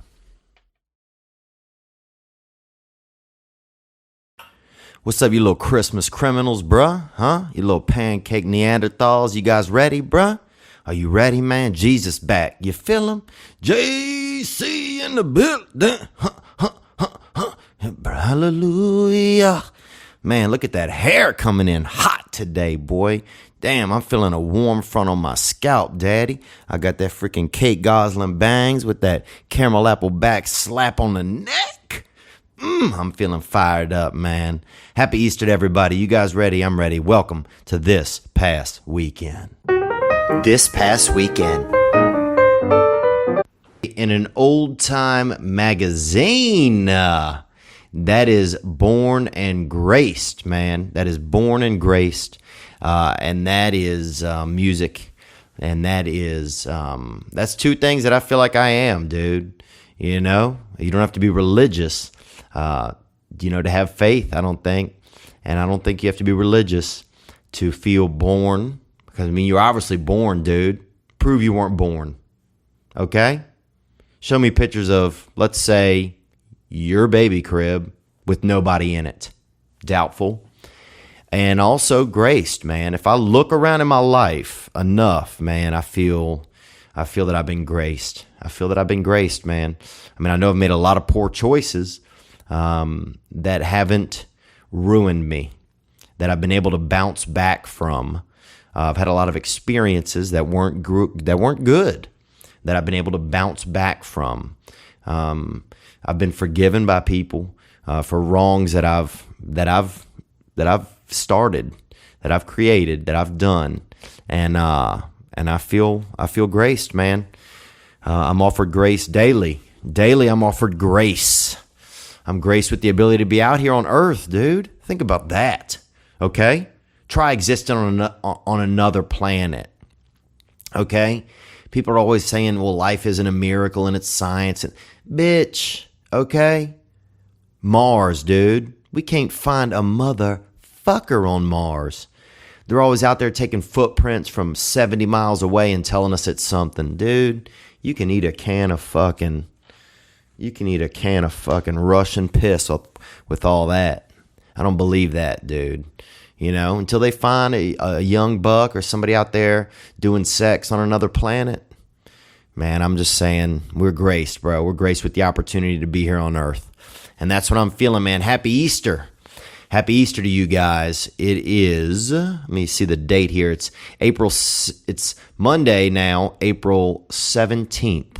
And it is 2017 is the year. And we're still here. We're still here. There's been a lot of things that they say could get rid of us. I think people were a little worried. North Korea could be one of them, but them dudes can't get it up. Okay? Huh? Them North Koreans can't get it up. They can't get erect. They just basically doing a little bit of light Easter fireworks. When y'all shouting out at the mouth, but y'all can't pop off. And I've had experience with that.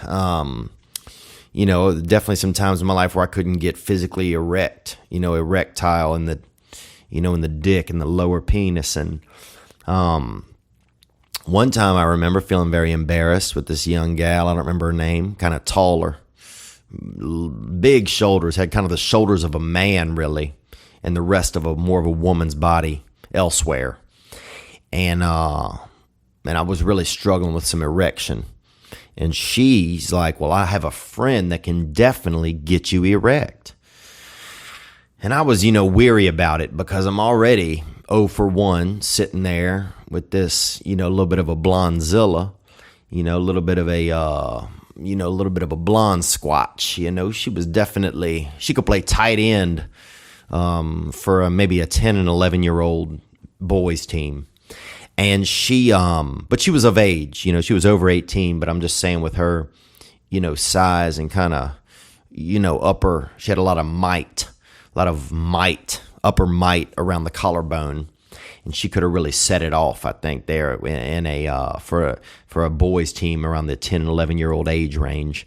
But anyhow, so she phoned a friend, dude. You know, she got all game show on me. She phoned a friend, this redheaded gal who was kind of tatted up, and she came over, and both of them tried to really get me erect for a while, and that didn't pan out. So that was just double the disappointment, some shame really I felt, and you know, I mean, I didn't want to let the second girl down. That was really, I felt like she was letting the second girl down via my erection or lack of, but that was kind of a trying time. But anyway, man, happy Easter, dude.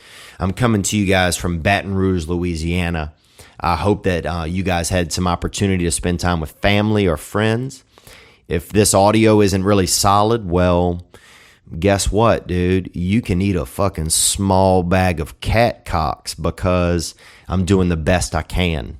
I literally have my microphone set up on a cookie tray, and I'm doing the best I can here from my brother's home in Baton Rouge, Louisiana. We'll get into some personal stuff here. I'm going to come in at 9 months sober when you hear this. And I know some of you guys party and, you know, do acid and, you know, are doing types. I know some kids are doing bud acid now where they're doing LSD and they're, you know, suppository type of deal. What else? Boofing. That's blowing cocaine in your butt. And you can watch that on YouTube if you want to see some of that, what the kids are doing. I know that some people are doing other types of things, blindfolding themselves and getting high and, you know, jogging and shit like that. You know, but I'm not doing that right now. I'm just, you know, I decided I'm going to stay drug free for a while. So that's where I'm at in my life. I don't judge anybody that can still party at this moment. Hell, I've done some I'm in Baton Rouge right now. First time I ever tried some cocaine was over here in beautiful Baton Rouge, Louisiana, I think.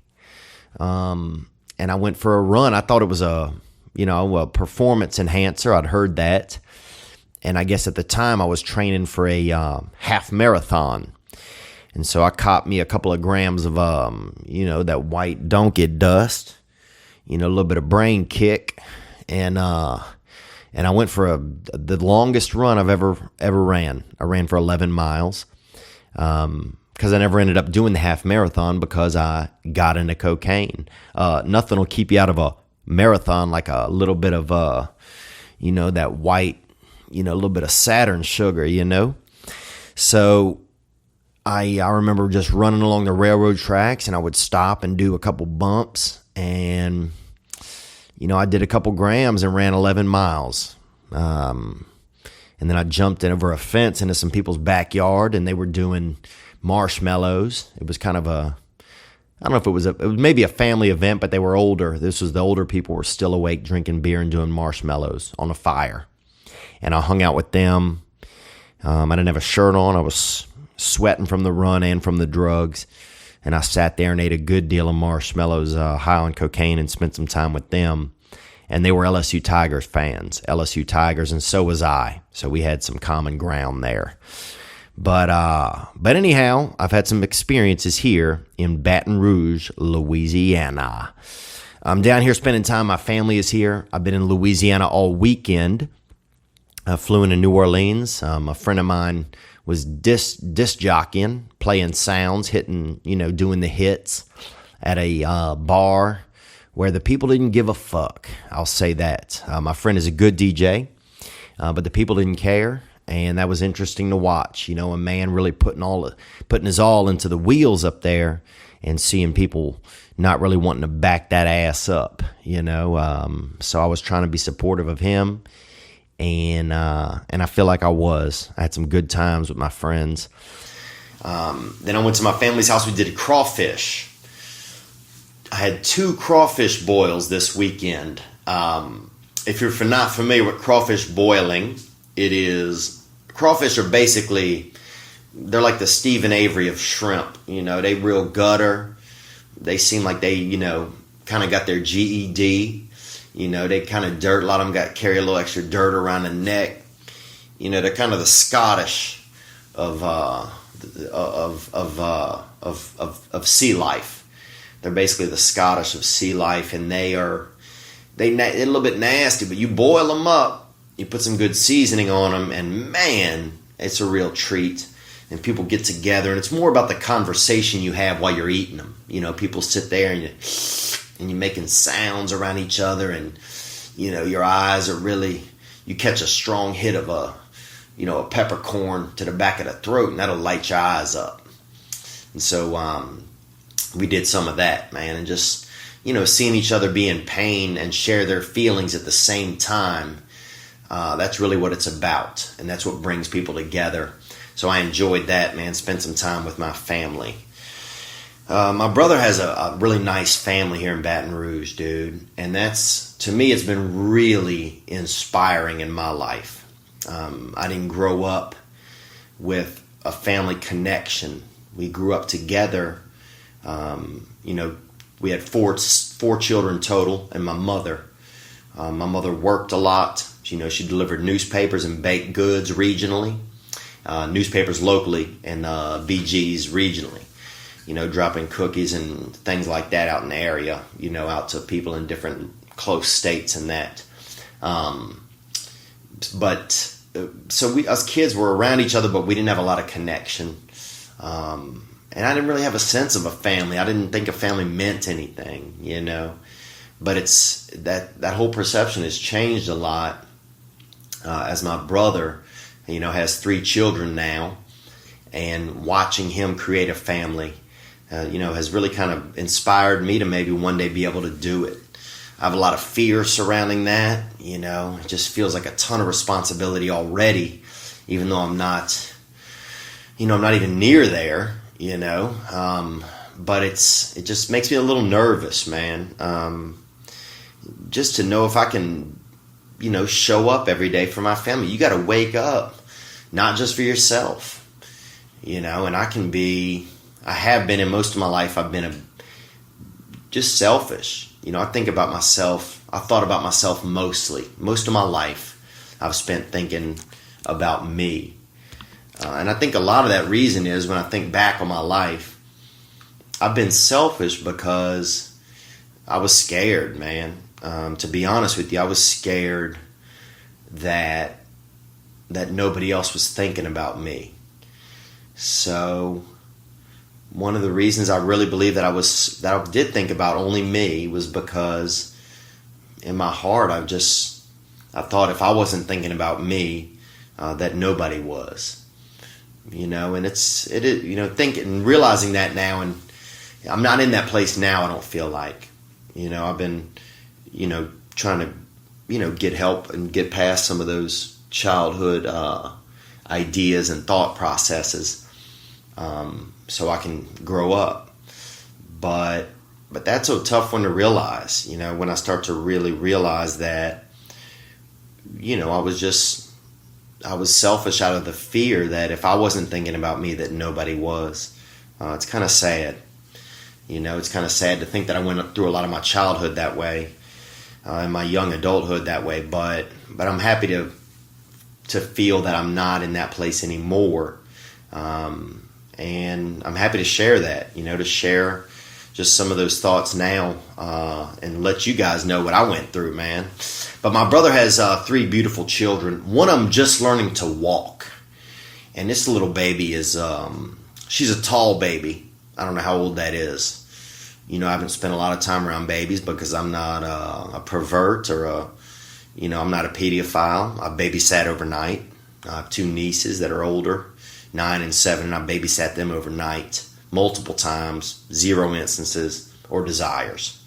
But this baby is a tall baby. I can't even, maybe 2.5 feet tall.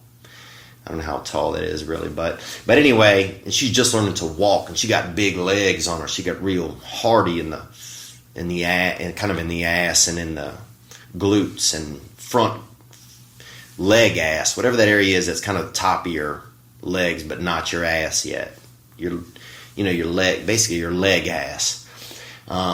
But watching her walk, it's like kind of like a, I don't know if you ever seen a big girl eat a snow cone in the rain, but that's kind of sexy.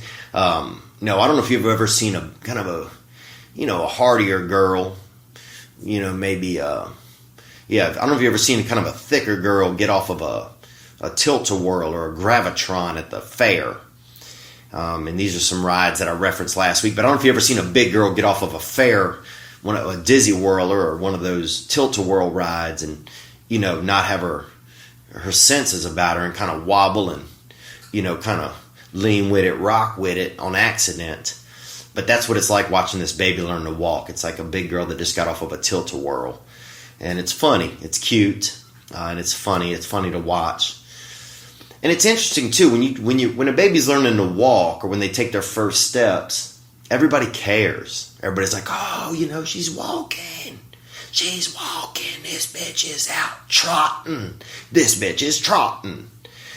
But it's crazy that the rest of your life you walk and nobody gives a fuck, dude. Like it's not like my mom texts me again 15 or 30 years later and is like, are you still walking? How's it going? Or your grandmother calls like, good to see you. I was there for your first couple ones. Are you still using your legs? Nobody gives a fuck the more you walk. But it's just interesting how everybody gives a fuck when you first start walking. But the more you walk, people give less fucks for your ability to do leg work. Anyhow, man, it's been a joy to be around my family and to be inspired by my own brother, to be able to create a family of my own one day. I have a lot of apprehension surrounding that, but I'm hopeful. I'm hopeful to be able, to continually, surprise myself with who I can be. And that's one thing that I think is neat about Easter, man. It's about a rebirth, dude. Jesus struck back, bro. Whether you think he was a savior, whether you think he was just a early hippie, or whether you think he was just a straight up magician. I mean, he could have been a David Blaine, bro, But either way, the dude inspired people. And either way, he struck back. A lot of people thought he ghosted, and then he literally ghosted them, bro. Showed back up, And I like ghosts, dude. As a matter of fact, I love ghosts, bro. I love ghosts. I've always loved ghosts. And I mean, they busted a man in our town trying to be a ghost. I've told you guys about that before. They busted a man running a motel hotel, and he was trying to be a ghost, and they busted him. And I was infatuated with ghosts since I was a child. Love ghosts. Always love ghosts. I love ghosts pretty much. And that's like Jesus struck back, man. And that's what a lot of stories in life are about.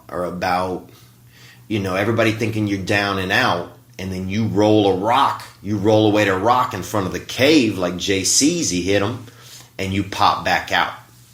And I hope that, that I continue in my life to be kind of reborn into new ideas, and things that I'm afraid of at one point, that I'm amazed at how I get reborn into a new mindset that I'm not afraid anymore.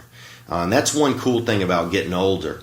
I know some of you guys have dropped some calls onto the hotline about, being scared and being in your early 20s and not knowing direction and stuff like that. Bro, just find a little bit of faith. It doesn't have to be in a specific religion, but it can be in a higher power of any higher power you create. And just have some faith that things will be revealed to you.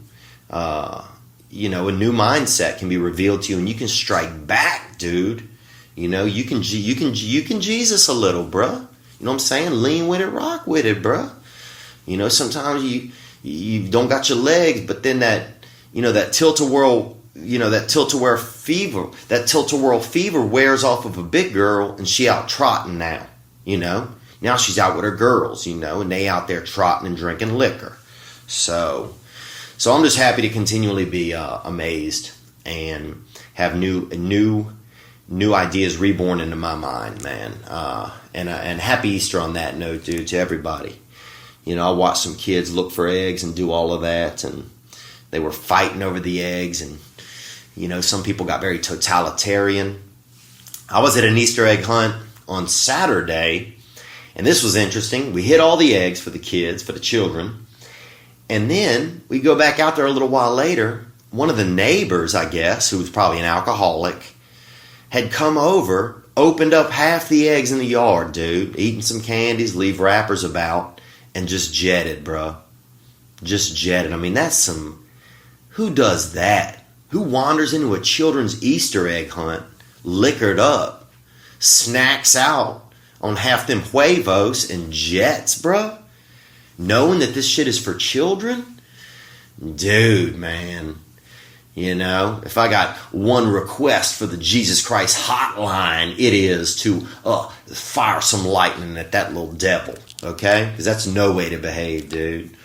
I mean, I've made some poor choices, but that is just straight up gutter. Eating just out the that's dark. That's the dark arts. Let's crack into some news, man. Did you know that Emma Morano has left the earth? She was alive for 117 years old. She was the last human that was born in the 1800s that was still alive, and she's gone. She just passed away, I believe, this past weekend, and she accredits her longevity on this planet to raw eggs and cookies and to getting out of an abusive marriage. And that's...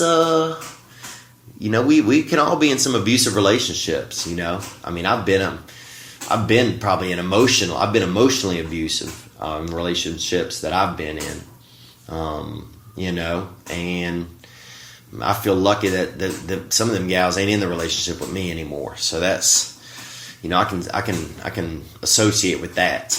But that's what she accredits her 117 years to. So if you're cooking your eggs, dude, might want to change that up. If you vegan or if you're non-cookie-tarian, you might want to cookie up. And if you're in an abusive relationship, dude, you might want to take those boxing gloves off and step outside of it, bro. You could live to 117. I don't know if I want to live that old, bro. You know, at that point, because here's the thing, even your own kids have probably died. So you're sitting there talking to people who you fucking don't... There's no way you could know any of them or what they're talking about. I mean, every moment of your life must feel like you're at the DMV. You know, you're just kind of waiting for shit, and you don't really know who else is fucking around, and you're 100 and something years old. But kudos to her, man. Emma Morano, an Italian lady, 117 years old. I'm going to drop some dates on you guys. I'm going to get into a few calls. I'm not making this a long cast tonight because it's Easter, and I want to get some rest, and I got to fly back to Los Angeles in the morning. I'm going to let you guys know I'll be at the Punchline in Sacramento this weekend. That's April 21st through 23rd. I will be in Tampa. That's May 25th through 28th at Side Splitters. I'll be in Pittsburgh at the Pittsburgh Improv June 1st through June 4th. I will be at Gotham Comedy Club in New York City June 23rd through 24th. And then we got a new show that we're announcing where tickets will go on sale, I believe, next week or in a week. And that's going to be in a small town of Wyoming, Illinois. And that's going to be July 30th. Actually, no, that's going to be June 30th. I'm sorry, June 30th. That's going to be a fundraiser that we're doing in that town, so I'm excited. But that's what's going on, man, and I'm happy you guys are here with me. I hope your Easter was great, and we're going to get into to a couple of calls so I can go to bed, honestly, man. All right, man. I'm tired as a damn Amish birth canal, guys. So let's crack into these questions. Here we go. This is from Montana, America. Fella right here. Theo, this is Brandon from Billings, Montana. I am calling because I wanted to get some advice. Billings, Montana. I actually semi-witnessed a man jump out of a window, die to his death. He landed on a Starbucks, actually, in Billings. And you know what? I think the Starbucks even stayed open. But anyway, thank you for calling, Brandon. Onward. How to get my wife to start giving me some more head. I mean, I do things in return to her. I go down on her. I even eat that little asshole. Okay. Wow, buddy. If you're eating that little beehole, man, if you're snacking on that balloon knot back there, I think you got to use a washcloth first. I'm just going to throw that out there. You want some more head from the lady. All right, onward. But I get a little half-ass blowjobs. She complains about her jaw. You know, those kind of things. Give me some advice. Love to hear back. All right, man. All right, appreciate you calling. Blowjob ailment, you got issues here.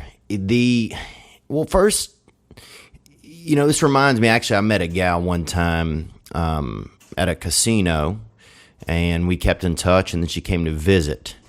And before she came in town, she'd had some type of surgery, and she'd broken her jaw right before she came to visit me. And she couldn't open her mouth all the way. So if we tried to do some oral sex, I kind of had to really kind of feed my penis in there a little bit and go from there. So I guess I have had some experience. You know, I can share that I've had some experience with some issues there. Kind of had to baby bird it in there a little bit into this gal's mouth, this Canadian gal. And that was really pretty wild. She also had she had fake hair that was kind of cheaply made, could have been made in China, and it kind of fell out around the house a bit, and that was alarming. But if you got an issue with the wife not doing it, man, first of all, in some places it's not even allowed. So you can find some gratitude there that even bad blowjobs are allowed apparently where you live. So that's good. You could maybe leave some things around the house. You could hide a couple cucumbers around the house, or maybe get a sign, says blowjobs are welcome, or you really want to do something, dude, be brave. Why don't you get her maybe a strap on, or, external penis, attachment, and you give her one, fire up on a little piece of rubber candy coming off of a belt that's around her waist, and maybe show her exactly what you want. Because if you're down there really doing some carnal work, then it does seem like you don't deserve it, but it seems like you want to be rewarded. So maybe that's something you could do, man. I think a blowjob's nicer as you get older, because it just it's a different type of touch, and it's exciting to a man to see that and to be a part of it. Part of the blowjob is just seeing it occur, and that's really maybe what you're wanting to see. But I commend you for sticking it out with your wife and, wanting to figure it out and not resorting to getting external blowjobs or jerking off into fake mouths. You can buy a lot of these fake mouths on the internet, and I don't recommend that. I like the way you're keeping it there within the family unit. If you, I am talking about family this evening, and blowjobbing going to get you a family. That's for sure. You're going to have to go guts on that. You're going to have to get up in the guts if you want to family up. But if you're just looking to get a little more head, I would suggest, leaving some longevity type vegetables, cucumbers, some eggplants, that's the new emoji there. So maybe hide an eggplant in the bed and see how that, what that starts as.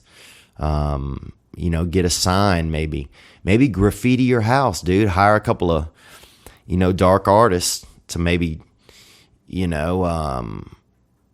maybe write, "They ain't sucking dick around here," or something on your garage one morning. Maybe just even start the conversation. You can start it externally by having some local ne'er-do-wells help out. Now, Montana, you want to keep her hydrated because that also is a kind of country where you can get dehydrated pretty quickly. But once you call us back maybe in a couple weeks and see, let us know how that's going and if any of these suggestions are helping out. But you want to create the conversation, you want to make it a comfortable conversation that you guys can have together. And just let her know you enjoy it. Let her know you enjoy it.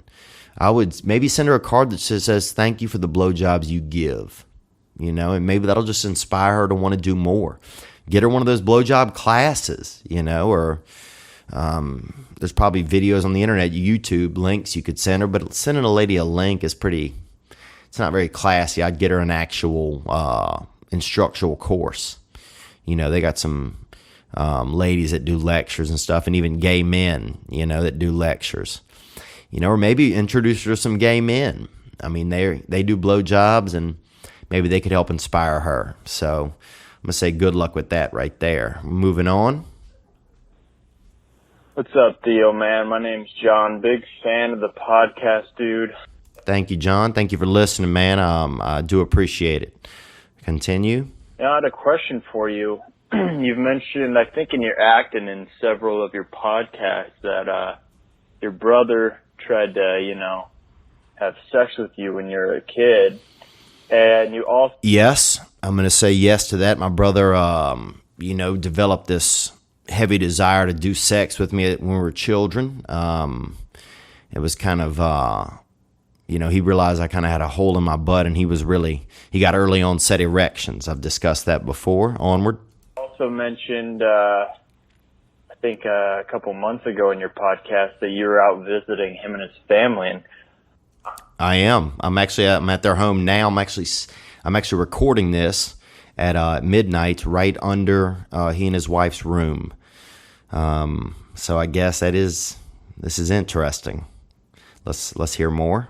I'm just thinking, is that something that is addressed? You guys ever talk about that? What does his wife think about that? I just find it pretty strange that he tried to do that to you as a kid, and it seems like that would create issue for later on in life, but it seems that you guys are pretty close, so I'm just wondering how you guys go about that.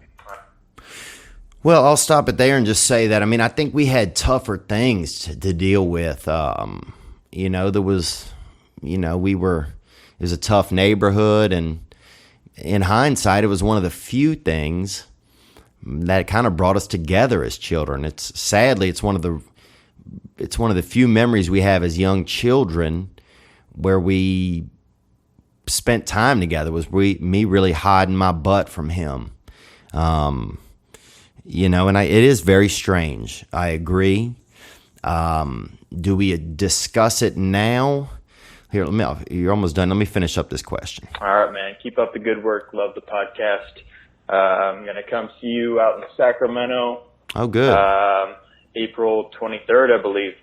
Looking forward to it. Yes, you are, man. That's this weekend. I'm excited about that. Do we address it? We have. We've discussed it. There's been forgiveness offered and forgiveness accepted on both sides. And also just an understanding that we were children.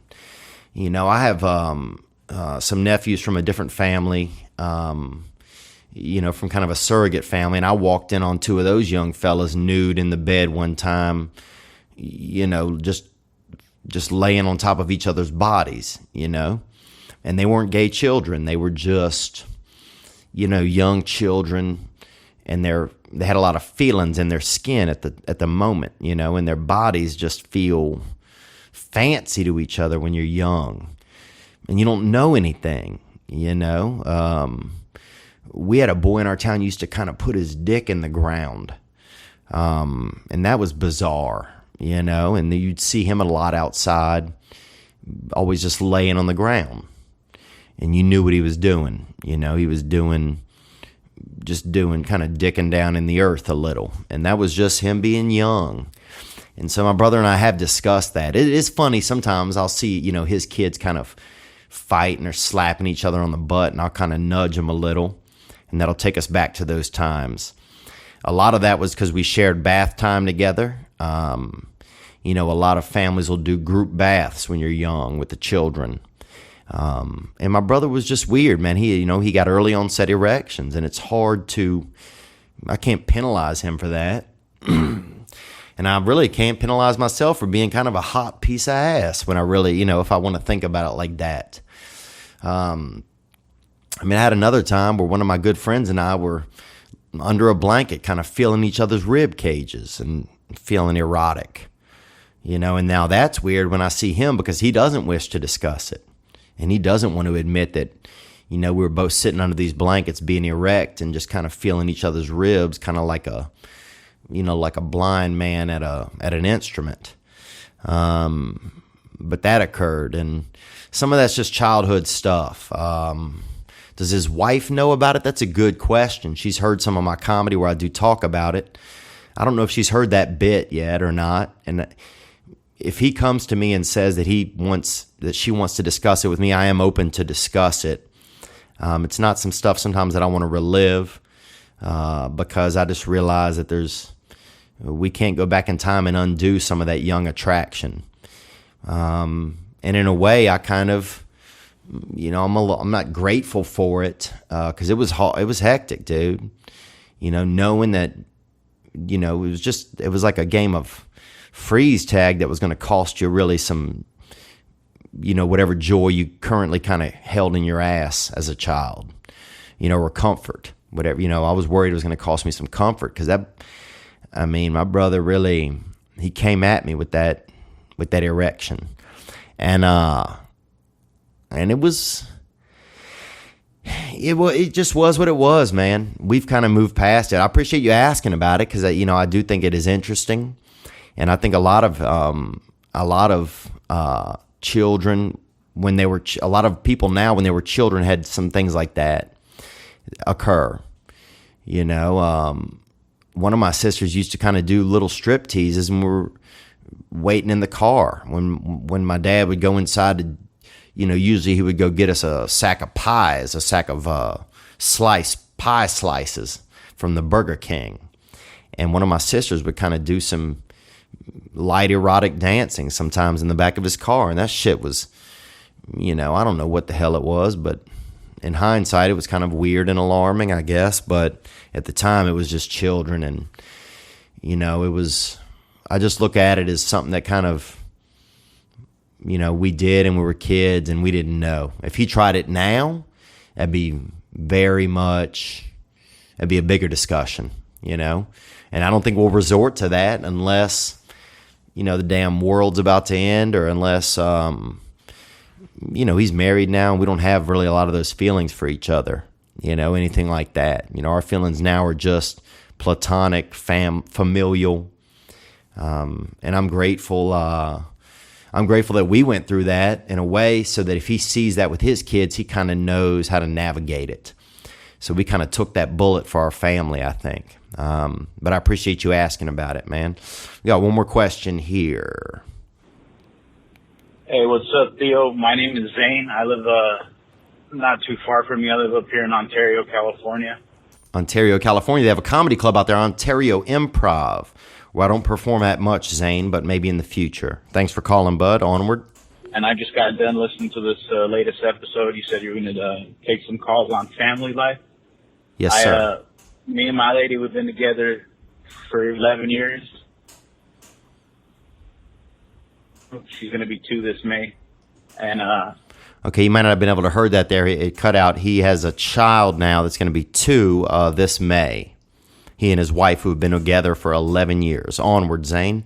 I just want to tell you, man, having a child and working for a family, kids aren't easy, but they're not as hard as everybody makes it seem. And, I work hard. I've been, I've worked harder now since she's been born than I've ever worked, but, it's all worth it. And, you seem like a good dude, and I wish you nothing but the best. I hope you find what you're looking for. And if you're thinking of starting a family, I think, you'd be great at it. It's, all they need is a little bit of love and some diapers and food. You know what I mean?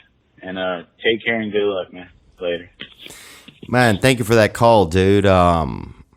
And I know that wasn't a question that he was asking, really. It was just a statement. But I wanted to share that because I thought that was just a nice call. It was a call of encouragement.